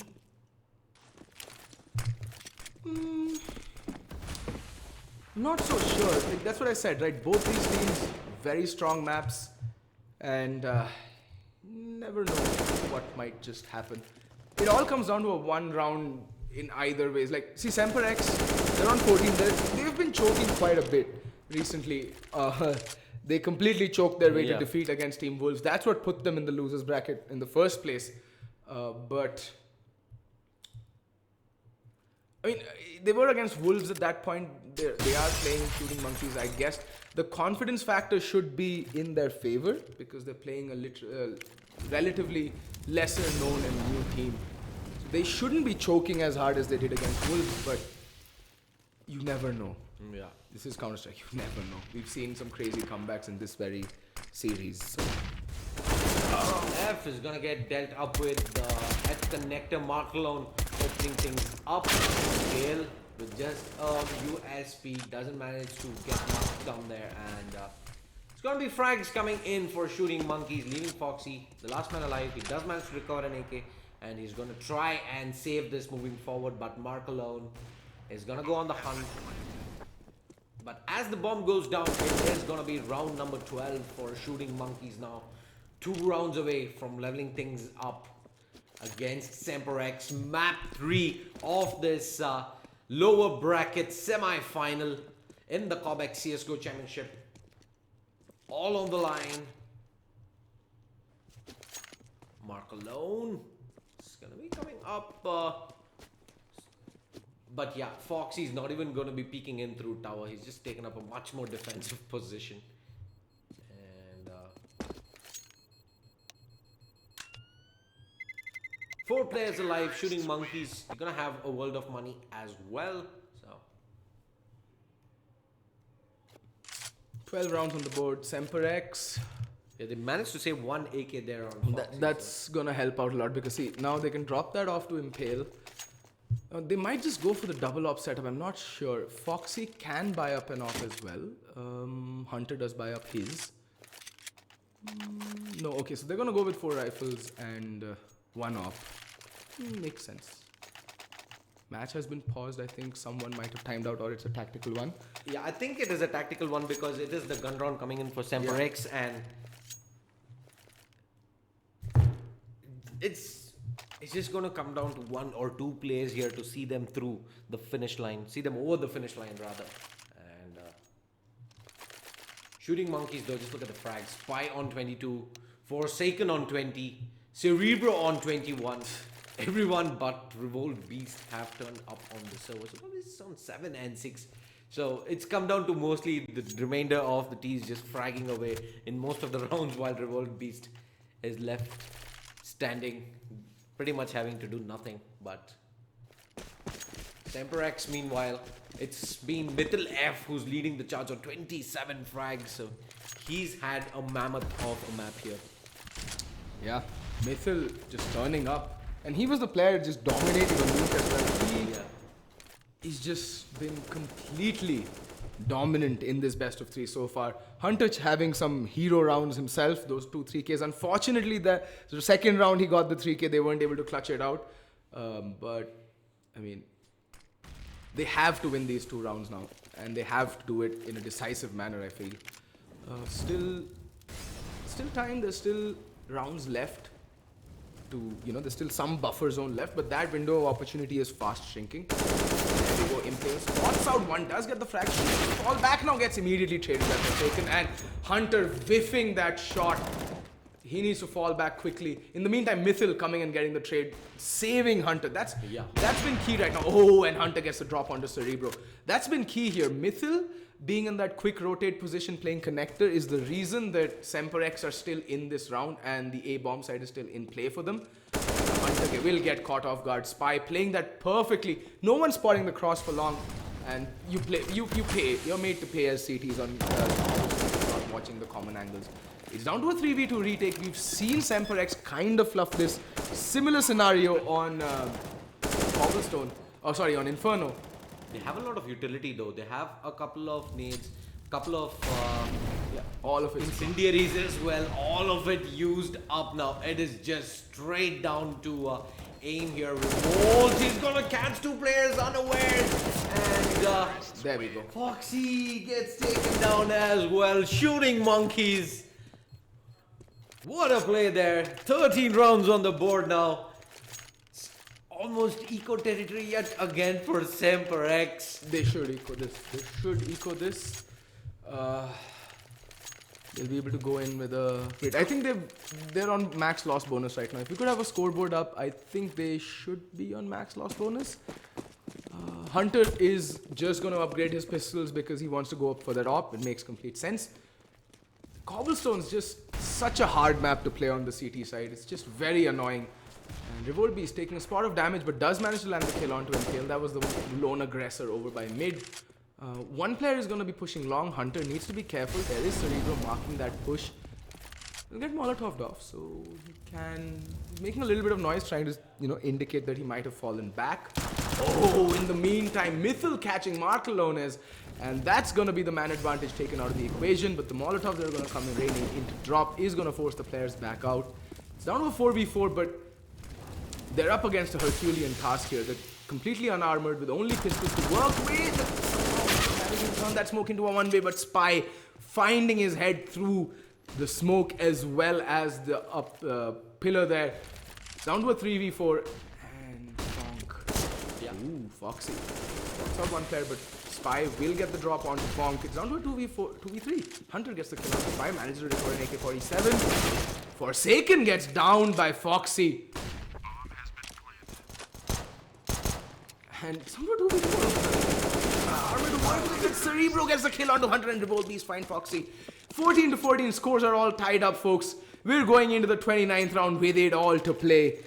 And this is getting very, very exciting indeed. Yeah, what started off a little dull with both these teams kind of whiffing on their own map picks. Cobblestone has delivered. And 14-14 now. It's all in the balance here.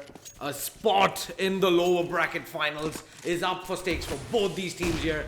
And Hunter with the AWP. Can he clutch yet another round out for Semper X? See, I mean, the worrying thing is, if Semper X wins the round, Shooting Monkeys will be able to buy into the next round. They have the money. However, if Semper X loses this round, they'll have no money left. They're going to get $3,500. They might be able to, cobble together a buy, but it's not going to be as strong as the one they have going into this round. And, see, finally that boost play coming in. Yeah. Boosting both sides. One on the B-bomb side at 3 and one by that ledge at the A-bomb site. It is going to be a B hit. That Molotov might... Oh, the intention was correct. That Molotov is for 3 to force the player off of it. Smoke, the flashbang perfectly covers that entry, but Mythilef gets the jump onto Forsaken. That's the bait player down, but Foxy goes to that peak. Not necessary, but Cerebro with the AWP does manage to pick down Fong. Mark alone gets burned, pretty much burns up Mythilef there. Hunter chiming in with the kill. 1v2 still doable, but Impale goes down. It's all down to Hunter. 1v2. Can he do this for Semper X? He gets one, but there's a beautiful crossfire setup here. It's gonna be very difficult for him to get the frag out on Mark alone, who's gonna be playing drop. He switches to the M4 and he's already taking damage there from drop room. Shooting Monkeys, match point. Semper X have very little money to work with here, Archie. This is just absolutely ridiculous right now. Yeah, it's gonna be FAMAS's at best out, maybe even UMPs. And pause comes in. Shooting Monkeys. They've made the long way back What was it? It was a 5-10 half. I think it was even worse. It was 0-7 and 1-8, and it has been a long journey for Shooting Monkeys. They have proven themselves against some of the top teams in India, taking down Brutality in the lower bracket quarterfinals, and now in the lower bracket semifinals versus Semper X. They're on match point. I mean, One round away from securing top 3 in the Cobx CSGO Championship, and that alone is a grand feat that Shooting Monkeys have been able to achieve. I mean, Shooting Monkeys, a team formed, I think, a month or so ago, couple of months ago at the most, playing against some of the most well-known, some of the most tried and tested lineups in the Indian scene, some of the most household names in the Indian CSGO scenario, and them holding their own against these titans in the local scene at least is just very, very uplifting for new players wanting to break into the scene as well. Look at this. Who would have thought that they could be taking the game to Semper X? Yes, they lost their first map, and they lost it convincingly. They lost it so convincingly, in fact, that I thought that they would not have the mental fortitude to actually bounce back. But not only did they bounce back, they took the map of their Semper X's map pick off them and are on match point on the third map, which is, again, by the way, a very good map for Semper X in the first place. Yeah. It's just fantastic. It's one of their go-to maps, and rightly so. They're taking a long pause here. Yeah, they need There's a lot at stake in this one single round coming up. $3,700 across the board, and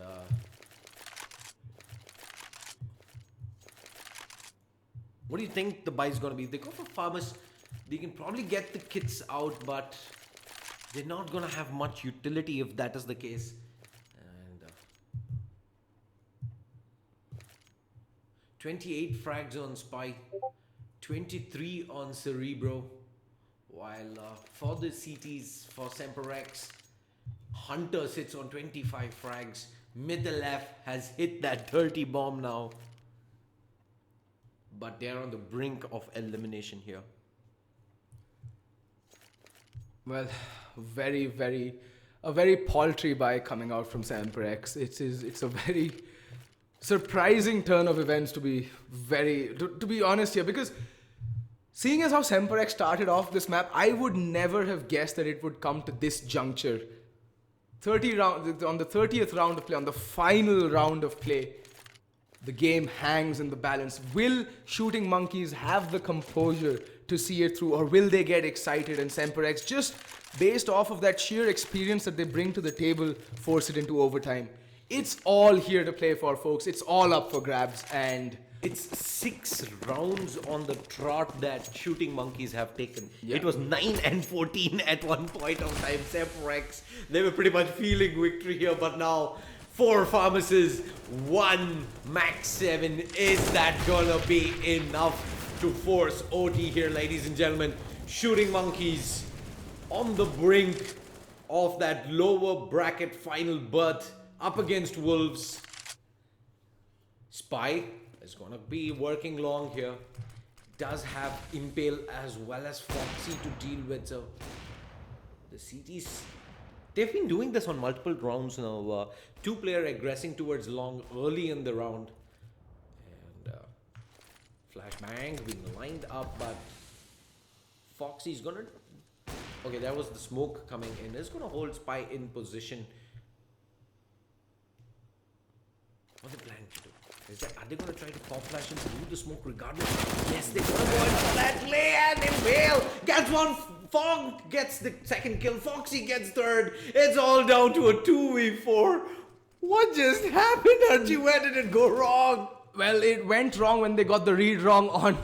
Oh god, this is Cerebro now surrounded on all sides, taking fire from all sides. And like I said, Shooting Monkeys just lacking that little bit of composure towards the end of that map. And now Semper X do force overtime. This is kind of becoming par for the course for Semper X. I think they'll be right at the edge of victory. completely choke 6 rounds and then somehow will always force overtime. And then it's anybody's game. And it's going to be an MR6 overtime. So they're going to be starting with $10,000 and 6 rounds to play for. What a game this is shaping up to be. No one would have thought that it would go the distance, but it has, ladies and gentlemen. It is 15-15. We're going into the first overtime. What can Shooting Monkeys or Semper X do right now? I mean, it's all down to composure right now. Shooting Monkeys, yes, at a point of time they were pretty much out of this map. They make that long comeback and on the brink of victory. Yeah, they choke.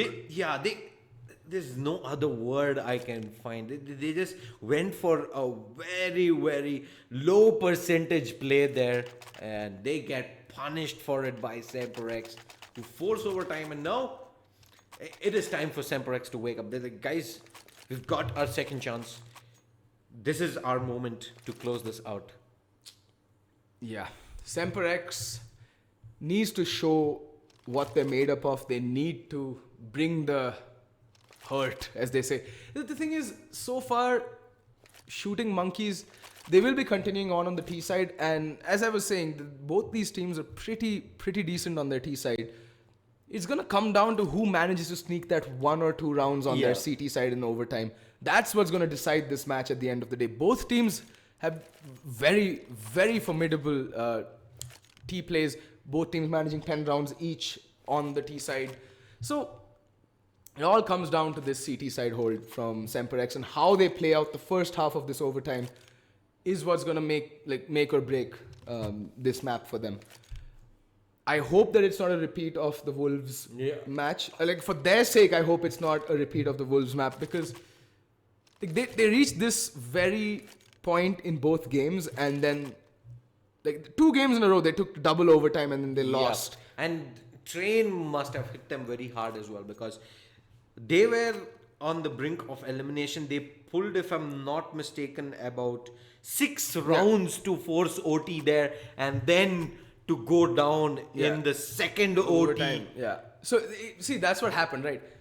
They did to Wolves what Wolves did to Semper X on Mirage. Yeah. In Mirage, Semper X were 15-9 up. Wolves came back, tied up the scores, took it to second overtime and won that map. Then comes Train. Semper X 15-9 down, and the only thing different was that Semper X pulled. No, both of the teams who were down were on the CT side as well. Yeah.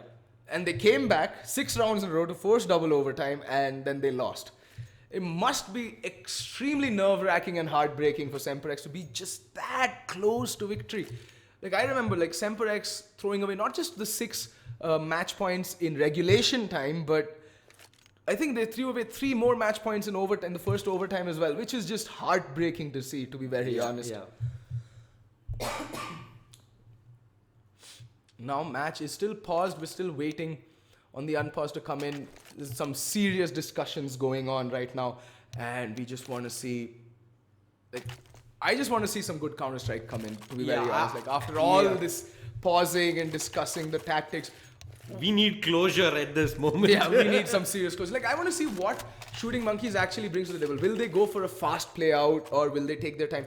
Because so far, what I've seen, they've had a lot more success on the B hit than they have on the A hit. And to be very honest, they really have no answer for the advanced aggression that Semper X brings towards the A bomb side. They held Haystacks and Juliet. They're a very good crossfire setup, and look at this. They're just bombarding up long, and they need to be careful because Spy is just holding for that push. Gets one, will he get the second? And the answer is he doesn't need to. Support is on the way, and Semper X just capitulated. What just happened? That round lasted all of what? 30 seconds? 20, I think, would be the number you're looking for as Semper X. What is it? That was what the tac pause was for. Literally, Shooting Monkeys were just setting up their default when they saw that everyone's just coming streaming into their crosshairs. Yeah, but they did. It was a kind of a gamble play that Semper X go for. High risk, high reward, and unfortunately, though, Shooting Monkeys, they don't get caught off guard. Ooh, but the long nades, the nade stack out long, doing a lot of damage now. Foxy does get 1 kill, but does get taken down. Fonk in the meantime is coming out huge. He's gotten 2 kills. It's down to a 3v3, and Forsaken's gonna spot out the head of Impale and scalp him immediately. Hunter in the rotate with the AWP, and there's Fonk left with the M4 in drop. What can these two do? They have to go absolutely nuts and clutch out this round.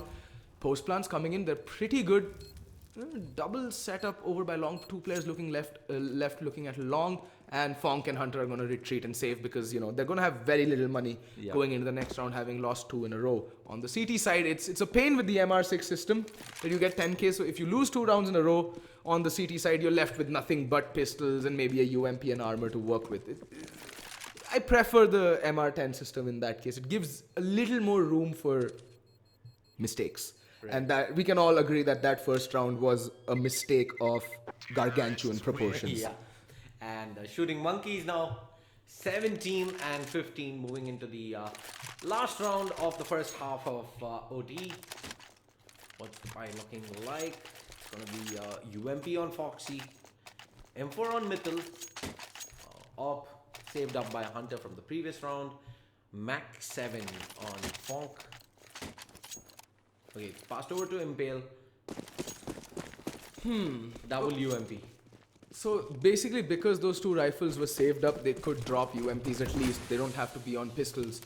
And they can buy up some utility. But this is going to be another fast play out towards mid. Impale on the ready. Spots 1, but unable to get a single kill. In the meantime, Foxy popping up from danger, getting 1 kill, neutralizing the man advantage with the danger.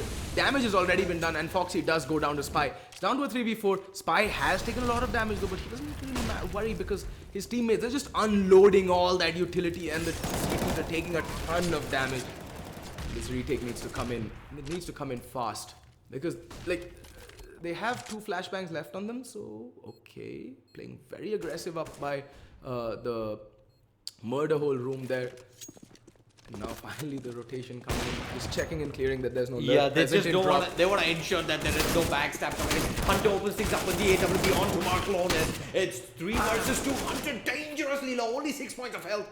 He has to clutch this out for Semper X if they're going to take 1 round here in the first half. He's going to get ganked up on Forsaken. Gives Shooting Monkeys a 3-round lead, and that's going to be 3 match points that they will take over to the CT side. Yeah, and now it all comes down to whether Shooting Monkeys can just sneak 1 round past Semper X on their CT side. It's all going to come down to that one play that wins them the match. Yeah.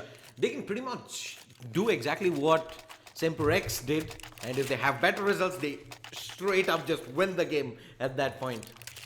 I'm a little curious about this Mac 10 out on the Mac 7 out onto Spy right now. Okay, he's gonna take it over to long and hold that haystack position, but Hunter is just playing so passive, watching for the push. He's gonna watch for the mid push.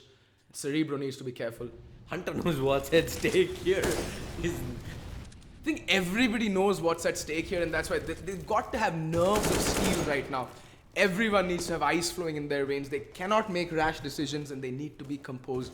That is what a true mark of a champion is, and they need to show that temperament going forwards in these situations because they'll keep facing them as a team. Let's see. Forsaken does smoke off long, buys a little more time. Semper X not really in the mood to just push willy-nilly. They're taking their time. They've slowed up the pace. They're just feeling out the CT setup right now. There's 2 players over by A and 3 over by B. 1 minute remaining on the clock. Flashes come in. Mittel long with another play, but Impale is going to go push up long.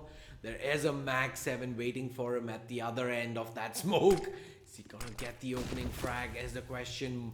There are 3 he goes for that shot, but he misses a sitter there. Impale does get the opening frag. Cerebro does equal things up there with that AWP, but it's going to be action coming in towards long here. Forsaken, can you stop this push? He gets 1 frag though. Mittel F does manage to trade it away. What a sweet headshot coming in from Mittel F. Gets 2 frags. It's all down to Cerebro and Mark Alone now. For the retake, Mark Alone going up in personal here. He wants to take the fight, but he gets taken down. Cerebro with the AWP gets traded up as well. And Forsaken, he was in that position. He could have put this match beyond reasonable doubt, but I mean, he got the first kill, but just missed the spray onto the second person. Yeah. Like wide peak coming out from Mithil there, just unprecedented, and kind of capitulated. But then again, I didn't see any reason for who was that Markelon to just go bombarding in and without any help from his opper Cerebro, who's already on the rotate.